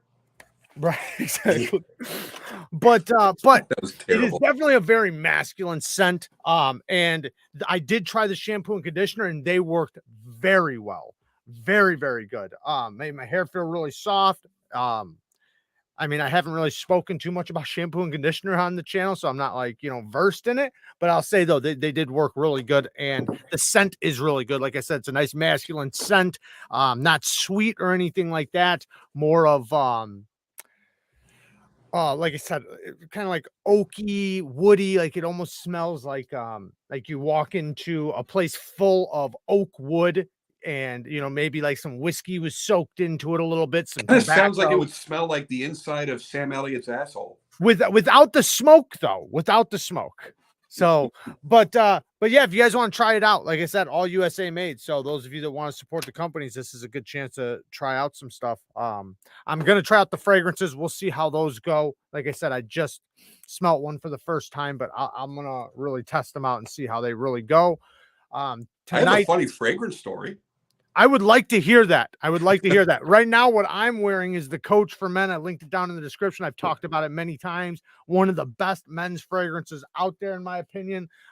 I'm not going to talk too much about it because I've spoken about it before, but it's a phenomenal scent. It's kind of sweet, tiny, tiny, tiny hint of spice, but it's an all year round scent that you can wear, summer, winter, doesn't matter. Fresh, clean smell.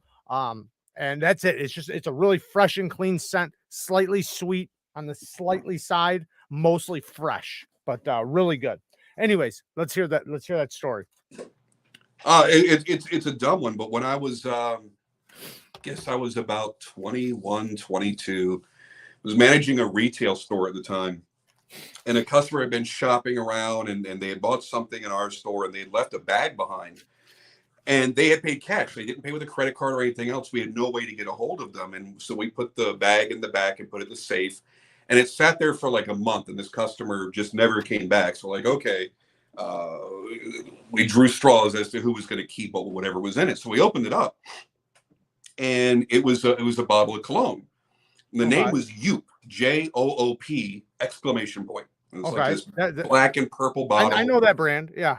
Yeah. And everybody's like, I don't really care about cologne. And back then I wore cologne. I haven't worn cologne and I don't know how long. It's just, I have my own wonderful musk. You're a stinky bastard. No, I smell You're just wonderful. admitting it. You just told everybody. It's okay. I have my own wonderful musk. Just own it. So I'm like, okay, fine, I'll take it. It smelled like it was okay out of the bottle. But when I put it on, it smelled amazing because, as you know, your body's chemistry, a cologne or perfume won't always smell the same on everybody. Nope. Your own pH levels, your own body chemistry is what affects that. So I put it on, and it smelled magnificent. And every girl that I knew at the time, they're like, "Oh my God, that is the sexiest smell in the world. What is that?" Yeah. And at the time, a girl that I was very, very interested in, we never ended up dating, but we had our fun. She was African American. She was Black. And she's like, "Oh my God, what is that cologne? That smells amazing." I told her, I'm like, "It's Joop." She goes, wait. It's spelled Joop. I'm like, "Yeah." She goes, it's called Joop. Yeah. She goes, that's not meant for you. I'm like, well, what the hell are you talking? It's not meant for me. I'm like, yeah, I didn't buy it. But then she's like, no. She goes, that was a very specially formulated cologne for black men. I'm like, that's a thing? Yeah. She goes, yeah. She goes, are you rubbing, what is it, cocoa butter or shea butter? They use a lot on their skin. She's like, are you using that? I'm like, no. She goes, exactly. She goes, you shouldn't be using this either. I'm like, okay. I'm like, that sounds a little racist to me. But I wouldn't have even thought of loved it. that. And I used the rest of the bottle, but I I never would bought have any too. more again because it was in the back of my head. I'm like, I'm afraid I might offend somebody out in public, or I don't know what ramifications there were, but damn it, I loved it. And I thought it smelled good on me. Well, I say, you know, if you find a fragrance that smells good, man, fucking get it. I think it's better to smell good than not. Like I was saying with this Coach for Men, this is a phenomenal fragrance. I don't think anybody can smell this and be like, oh, I don't like that. I was a Deepwater guy. It's a crowd pleaser. Deepwater? That was my go-to in my 20s and 30s. It was Deepwater, yeah. So really quick, I forgot to mention this stuff about the beard brand. Free USA shipping, gift. They put a gift in your order or anything over $75 or more. There's a free mystery gift on $50 or more. But that's only mentioned for the USA. I'm not sure about overseas buying, but it's got a 14-day return or exchange. So just reading that stuff off. Now, let's get to a couple, because I got two weird questions for you, and I want you to answer them as seriously as possible. Okay, as possible. I'll try. Right, so, it's a zombie apocalypse. You got to choose one or the two, one or the other one, right? Either one, they are really fast. So these are fast zombies. Everybody's seen the movies with the fast zombies. They're like the worst, right? Yeah. Or they're very slow, but they want to molest you. And there's more men than women. I think I'm still going to go with the slow. War, so I've seen almost every zombie related thing there is. And every time there's a fucking fast zombie, I'm like, nope. Give me the old George Romero shit, man. I can outpace them with a brisk walk in the morning. I'm good. You're gonna get slowly molested or quickly killed. Well, I don't know how much they're really trying to kill you, but they're definitely trying to fuck you for sure. That's guaranteed. Yeah, I'm going to go with slow because I think I would have the stamina to always outpace them. And if not, you know what? I deserve it for catching me, right? But it's better than being eaten alive. So, you know, it is crazy when you watch some of them and they're, you know, some of the slower ones. What was that old one? Night of the Living Dead, right? Oh, sure. That's the original. Yeah. Yeah, that one, man. I used to watch that growing up and I used to think like, man, I could kill them all. Just look at us. I would fuck them all up. Just give me my Quichetti and I would. I love how The Walking Dead addressed that really early on because you're thinking, oh yeah, I could do that. And then it was when you start seeing the mass numbers of them, when you slip up once and they start catching up to you, and you're like, okay, well now I've got 50 of them. I can't kill 50. So they then even like some of their body parts are still alive, and yeah. Next one. Okay, so get serious. You're gonna be tortured. Okay, you're gonna be tortured. Kyle had the best response. Oh, go ahead. Read it. What do you say? He says, those zombies won't eat your brains, just toss your salad. Right, exactly. I'm gonna go back and read some of you guys' comments here in 1 second. So this is a torture test, and you got to pick one of the tortures. So one of the tortures is watching Lefty EDC try to get a fuzz out of his assembled knife over and over and over and over, or listen to Mike Emler's echo voice on his lives over and over and over and over, and you have to pick one. Does Lefty have a severely damaged thumbnail from constantly dropping blades on it? Or is he let it heal? I think he super glues it. Okay, so if his thumb has healed, I'll go with Lefty. If his thumb, But if his thumb it'll never still heal. looks like he's been gnawing on it for a month, I'll have to go with Mike. He put super glue on it. I think it's hilarious. It's so terrible. It's so terrible. I know. I'm just glad allergy season I get is over complaints for about him. my hands too, man, because they'll be fucked up dry, or I'll be working or something, and I've gotten so many horrible comments, so I can't even talk, man. I got construction hands. I mean, I've tried working on it because I wound up getting a lot of comments. I was like, man, if everybody's saying it, I need to work on this a little bit. But I have tried. But Knife says, I choose death. Jim Q says, no echo. Spanky says, just fuck that. Jim Q says, Lefty for sure.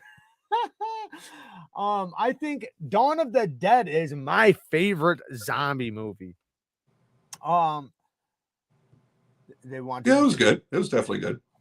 Wait. The I like remake, zombie movies though, man. I'm into them. I like them. the original Romero or the remake, which was like in 08, which had what's his name? The guy from Pulp Fiction, the guy who played Marcellus Wallace. He was in the one in 08. They were both good, but that was what really introduced the fast zombies, if I remember correctly. It was Dawn of the Dead in 08 that introduced the fast zombies, and then World War Z did it, and we've seen a few things. Well, you're into horror movies, so what is I your am. favorite like I guess genre of horror movies? Like kind of horror It's movies. really hard because my tastes have changed. Like when I was younger, I was all about the slasher movies and the Jason movies and the Freddy movies and all that. And then, you know, my tastes evolved over the years, and I still enjoy them for what they were, for the campiness. But I really like something that's eerily spooky. Like you go back to something. There's nothing that actually scares me. Psychological, you mean? Yeah, like The Shining is one of my Yeah. favorite. Yeah. That is my absolute favorite horror movie, one of my favorite Okay. movies of all time. Mainly because I've watched it for 40 years, and I swear to God, every time I've watched it, I've picked up another something, another layer of something. I mean, Kubrick was absolutely amazing, and I could talk about that for hours. But you know, there are certain movies that you watch just for entertainment, and some that you want to feel the chills. Nothing actually scares me. I have a really bad thing about that. But there are some that rattle me, like Martyrs, the original Martyrs, not the remake. That one's a little rough to sit through for a lot of people. I was a little off on it. I got off for a while on all these really hardcore, can you stomach it, can you watch it kind of movies. And for me, a Serbian film was the absolute limit for me. And you have to watch the director's cut to understand what I mean. If you don't, you don't know what it is. It's not a horror movie, but it is so deeply unsettling that you can't actually watch the whole thing without turning away at some point. Really? And going, somebody wrote this on paper, and then somebody filmed this. Yeah, like they're trying really hard.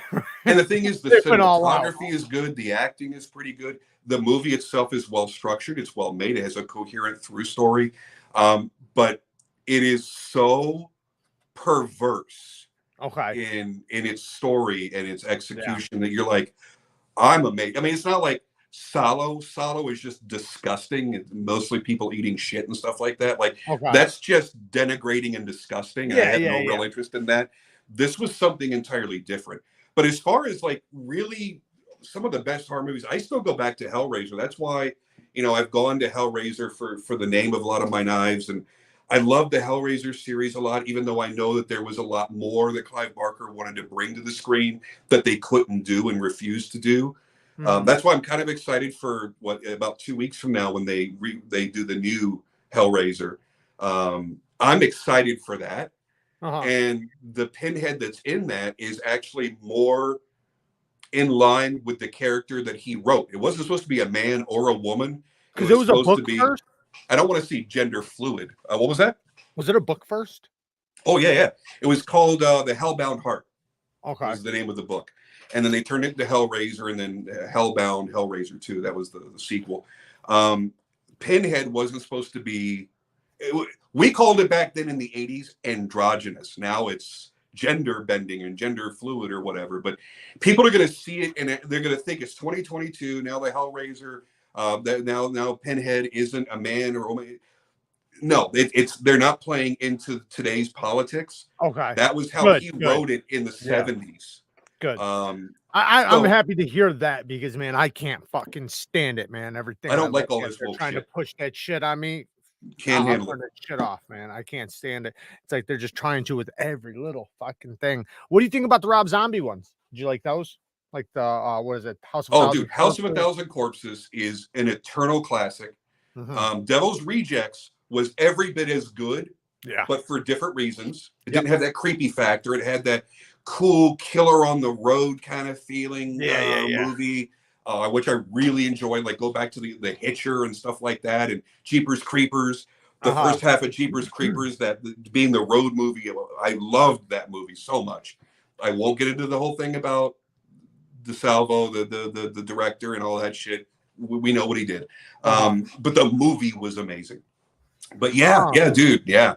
I know this isn't really like it's kind of scary, I guess. It just depends on how you look at it because it was a vampire movie. But one that I really liked growing up was From Dusk Till Dawn by Quentin Yes. Tarantino. Oh, Oh, I God, fucking yeah. loved that. I grew up on that. Oh man, I loved it. George Clooney was the shit in that movie. I've always wanted to see George Clooney play another character like that because he was such a badass in that movie. Yeah, that was a great movie all the way. And I loved the first time you watched it, how it changed from one genre to completely another. Yes. There was no internet back then, really. So you didn't know Right. what was coming. Nobody could spoil it for you. You're like, what the fuck did I just step into? It was great. I love it. It was genius. It really was. If you like vampire movies, 30 Days of Night, I think, is still one of the most underrated. That is a good one. Dracula Untold was amazing. USMC's asking how much for that damn fixed blade you got there. Which one? I showed a couple. I think he was talking about the last one you pulled up.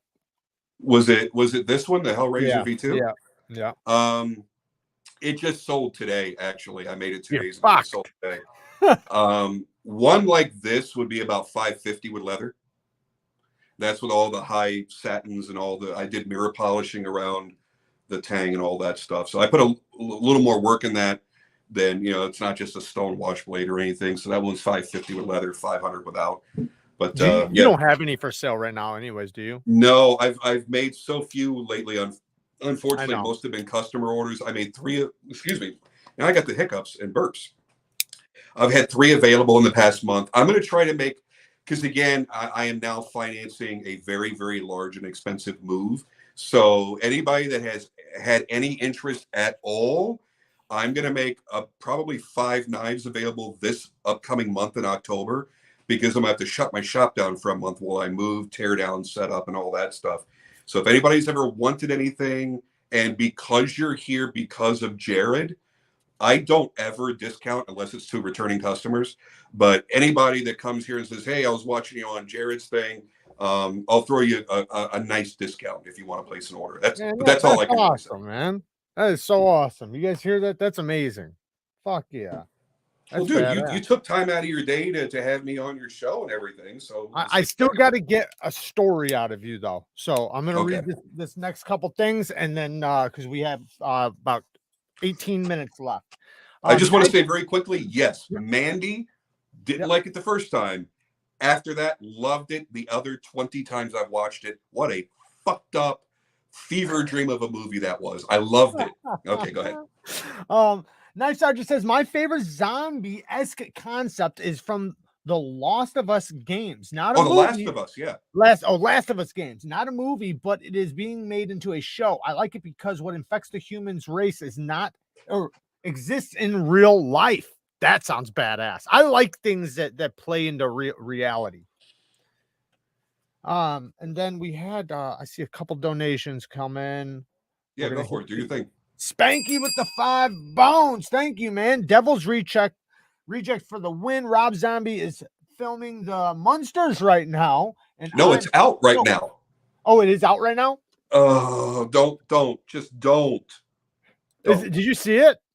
No, the trailer was enough for me, and I love Rob Zombie. Okay. No. Jeremiah with the 2 bones. What do you think of Mandy with Nicolas Cage? I don't know if I've seen that one. Mandy with Nicolas Cage. That was what I was replying to a minute ago. That was that fever dream of a Nick Cage movie. Oh, okay, okay. Yeah, I haven't seen that one. If you haven't seen it, you absolutely, absolutely must. It's streaming on a bunch of services right now. You can watch it almost anywhere. Watch it, but be in the right headspace. It's just realize that what you're watching is fucking weird. But then Okay. you're going to recognize this is what Nick Cage was made for. You know, there's some roles that he just phones it in and takes a paycheck. Yeah. This one is full Nick Cage, man, and only he could have done that role. It was really, really. How long's it been out? About 3 years, I think. 4 years. It was right before the pandemic, I think. So, I want to get a story out of you. I'm hoping to get, you know, as crude, as crazy, as destructive as possible. But whatever you're comfortable with. Maybe you got a weird story, something from the past, maybe something from you growing up, maybe a bar fight, maybe you got arrested one night, humping a kitten. I don't know, something weird. Boy, I have a lifetime of stories. What would most people find interesting? Well, okay, so no, I can't tell that story. So those are the ones we like. Well, no, because it just sounds pretentious, and that's not the kind of story I want to put out. I got you. Because when I was growing up, my family worked in the film industry, so I've been on porn, more movie sets than I can possibly name off. No, I mean like Days of Thunder, Miami Vice. Really? Like that. Yeah. No shit. Every major production for television, feature film that went into the state of Florida from 1974 to 1999, we worked on every one of them. Really? So my stepfather was a stagehand. He was member IATSE. He was union. And where then are you from originally? What's that? Where are you from originally? I was born and raised in Florida. That's why I don't have any kind of accent. Yeah. Got you. Yeah, born and raised in Florida. Born in the Keys. Really? Yeah. Yeah. I lived in South Florida for most of my youth, and then when Universal Studios broke ground, and then MGM off of Disney, we moved up to Orlando to be closer there because so much studio work was being done. Because most of the stuff that we did, a lot of movies back then were on location. Okay. I can tell you a couple quick little stories. You can tell multiple short ones, don't matter. Yeah. We were working on Days of Thunder, and we had one of the companies that we owned was a security company. And we had tailored our security company. What people don't realize is, so a major film is working on location. Let's say for whatever reason they can't strike the set. When they plan to, they've got to do another day on that location. They've got to call very quickly and get security to guard all the equipment and the trucks and all that kind of stuff and the sets. What they normally would rely on is off-duty police officers. They would call the police department, say we need however many people to take care of this area, but you had to give them at least 24 hours notice. Okay. So if you were filming all day, director says we can't strike the set, we got to come back tomorrow and pick up on this. They would have maybe an hour's notice to get security there to guard everything. So my stepfather developed a company that could respond that quickly. So that was one of the companies. We had equipment that we rented. We had trucks and trailers and hair, makeup, and wardrobe trailers. We had a few businesses within the industry, but that was one of them. So we were working on Days of Thunder. That's the one with Tom Cruise, right? Yeah, it was Tom Cruise. Yeah. The race car. It was funny. In a separate story coming off of that, he got mad one day at the director, and he went to jump his car because he's so short. He's like 5'6". Right. His car, because he learned how to race cars from Paul Newman because they were friends and worked together in the past. His car was custom made for him, where like a child, his pedals were shorter and his seat was in a different position. Right. Well, he got mad one day at the director, Tony Scott, and then he was just going to blow off steam, and he ran out in the first car in the line, because we had all the cars lined up on the track for a scene. He jumped in the first car and he couldn't fit in it, and he couldn't drive it. So he had to jump back out of the car as angry as he was. So that was kind of funny. Watching it all. So anyway, one of our security guards was watching all of the equipment trucks one night. And what we did not know when we hired him, or I should say my parents, I was very young back then. was that he was narcoleptic. Really? So for those who don't know what narcolepsy is, you can be talking with somebody with narcolepsy and they will just fall asleep. Yeah. If you're not holding their, even if you're, they can do it while they're driving too. So I don't know how much of a level of attention they have to stay awake, but Tom would fall asleep at the drop of a hat. He had done it twice in his van, wrecked into telephone poles and shit. Wow. We did not know this. So anyway, he was on duty one night. What we didn't know was the transportation captain for the show decided he was too tired to go back to the hotel. So he was sleeping in one of the RV trailers that were in with all the other equipment. Somebody had broken in and actually broke into that trailer that he was sleeping in. And he was sleeping naked because it was hot. We were in Daytona, Florida. And he wasn't running a generator to run the air conditioning. He just had the windows open and he was naked. These guys broke into the RV that he was sleeping in. Tom, our security guard, narcoleptic, was asleep. Wow. He had to, I think his name was Ben, if I remember correctly. I might be wrong. He had to fight for his life and trash the interior of that whole trailer to fight the person that broke in, and they got away. And we almost lost the contract because he almost got killed. He got hurt pretty badly because our security guard was asleep. So yeah, fun times. Wow. Another quick story. When Miami Vice was being made, we worked from the pilot all the way through season 6. And I don't recall if it was season 3. I think it was season 3 was when they changed the Ferrari. They went from the kit car that looked like the Ferrari Daytona, the black Ferrari Daytona that was on a Corvette. Mm-hmm. It was made to look like a Ferrari. They decided, Ferrari came to them and said, we really don't appreciate you using a kit car. It's made to look like a Ferrari. So this dealership I think they were out of Miami anyway, this Ferrari dealership offered to lease them for free a Testarossa. So they had delivered a black Testarossa. You've never seen a black Testarossa on Miami Vice. It was always white.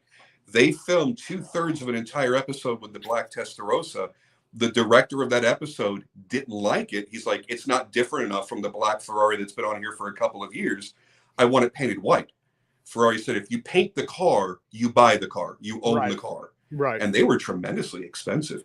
So they ended up having to go over budget by buying that Ferrari, painting it white, and reshooting every scene that car was in for that first episode of that new season. So for those that don't know, there was a black Testarossa and it didn't make it to film. That's why it's white. That one director wanted it to be different color. So you said this went all the way up until the 90s? Yeah, my mother divorced my stepfather. I want to say, what was the last movie we did? We did Lethal Weapon 3 and Cape Fear around the same time. Oh, I love that movie, Cape Fear. That's a good Cape Fear was amazing. I can tell you a quick story about that one too, if you care about it. Yeah, I'd love to. Yeah. Anybody that's a De Niro fan or a Cape Fear fan would love this. There was so we had this one area we called it the bubble.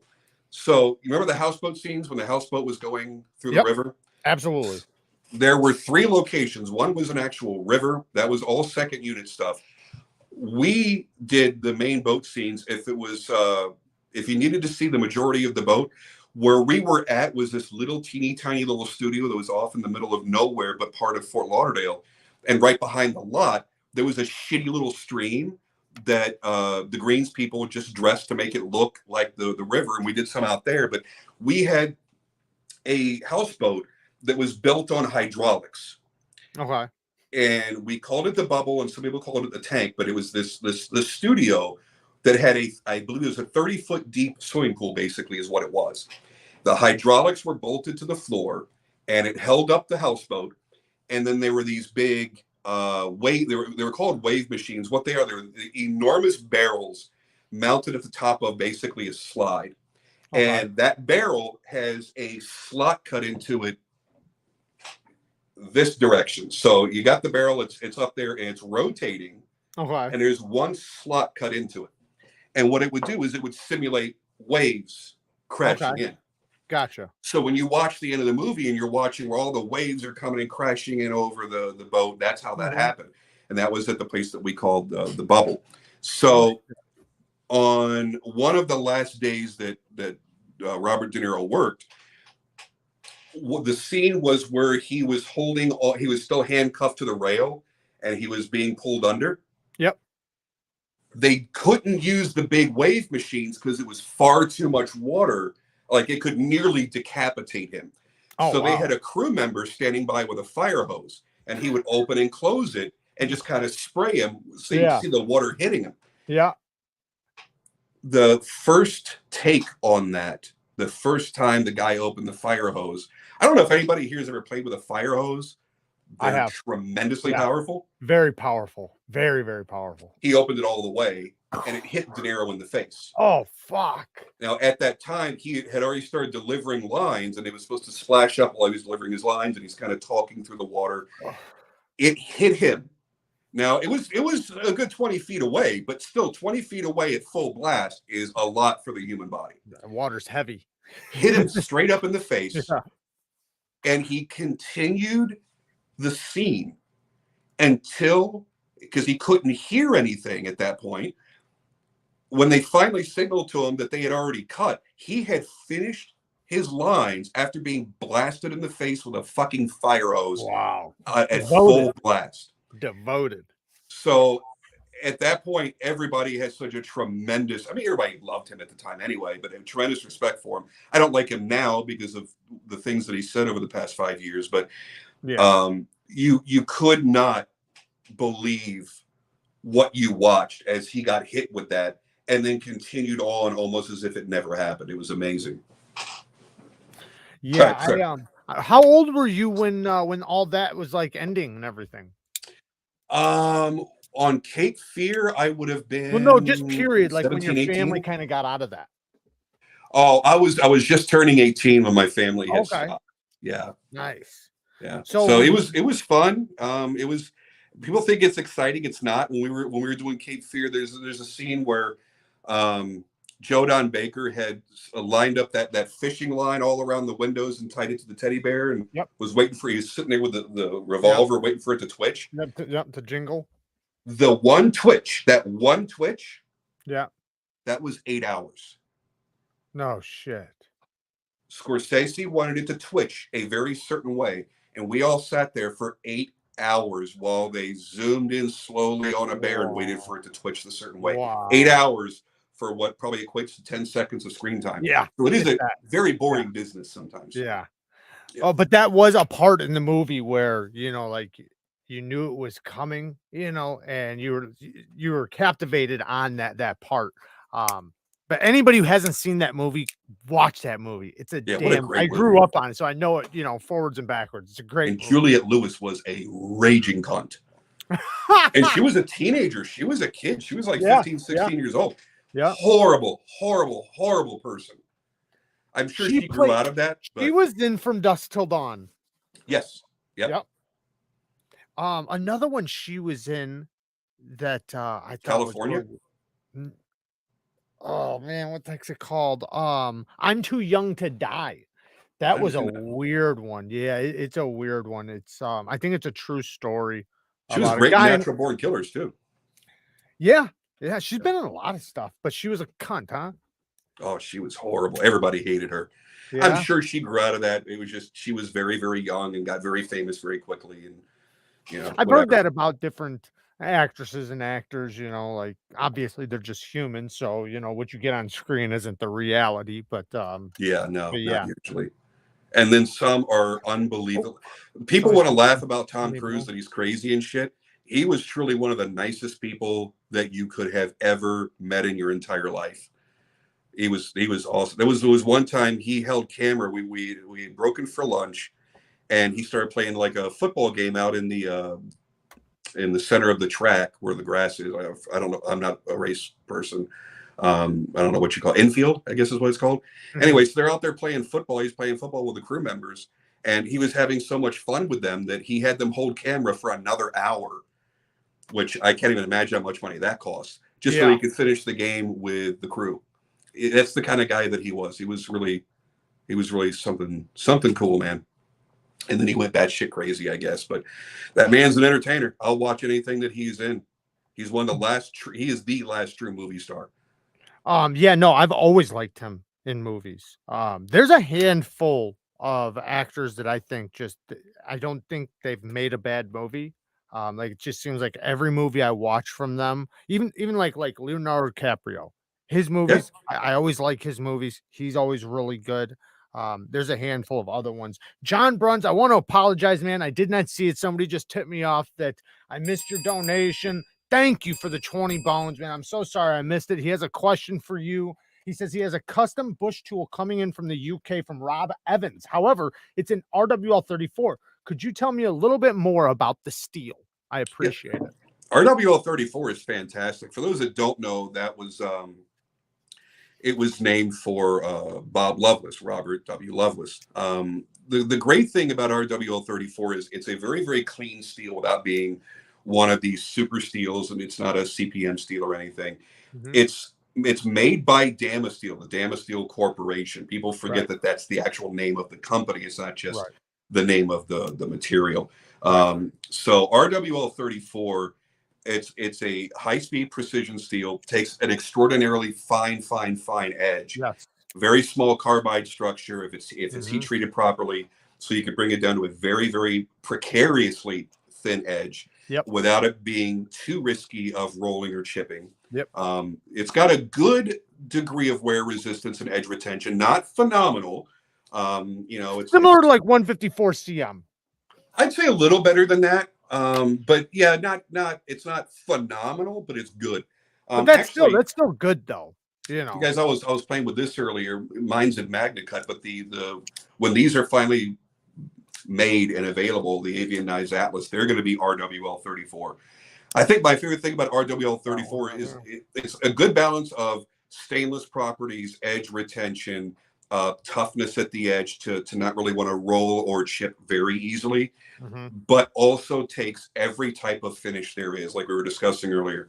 If you want to mirror polish it, it looks great. High hand rub satin, you know, whatever you want to do to it, it's available for everything. So you're going to love the steel. It's a great EDC steel, great performer. It's not a bushcrafter kind of steel, in my opinion. But for EDC knives, you're going to absolutely love it. Yeah, I've always liked it. I've always liked RWL 34. It is easy to resharpen, correct? It's very easy to resharpen, and it does take a very fine edge. And another thing is it's very responsive to a strop. And I know some people will instantly think like that, oh, well, a steel that's very responsive to a strop means it might not get good edge retention. It's not that. It's just some steels, even though they do hold a really good edge, they're just more responsive to stropping.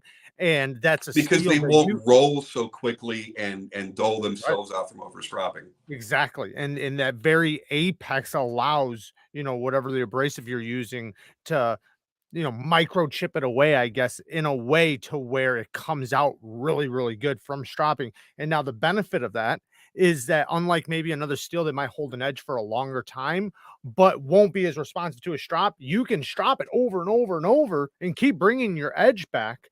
And in the end, possibly even get, you know, longer edge retention because of its response to stropping. Because another steel, you know, it might hold a really long edge for a long time, but it's not, you can hit it on a strop and it's not going to respond. It's not going to come back as good. 3V is a good example. 3V isn't really great on a strop. You can touch up the edge a little bit, but you're not going to bring it back to where it was before. Yeah, absolutely not. Jim, thank you for joining me tonight. And thank you to everybody else who sat here with us all night, man. This was a hell of a live. I do appreciate it. Shout out to all my patron members. We do have a Bang Gang live tomorrow at noon. So if you're a member, don't forget tomorrow's live. Jim, again, man, it was an honor. I appreciate this so much. Thank you. It was a real pleasure being here, man. I'm glad that we hooked up. I'm glad we had a chance to do this. And I hope we get a chance to do it again in the future, man. It was a lot of fun. I definitely want to do that. So I'm definitely going to take you up on that. All right, guys. Thank you for coming. Peace.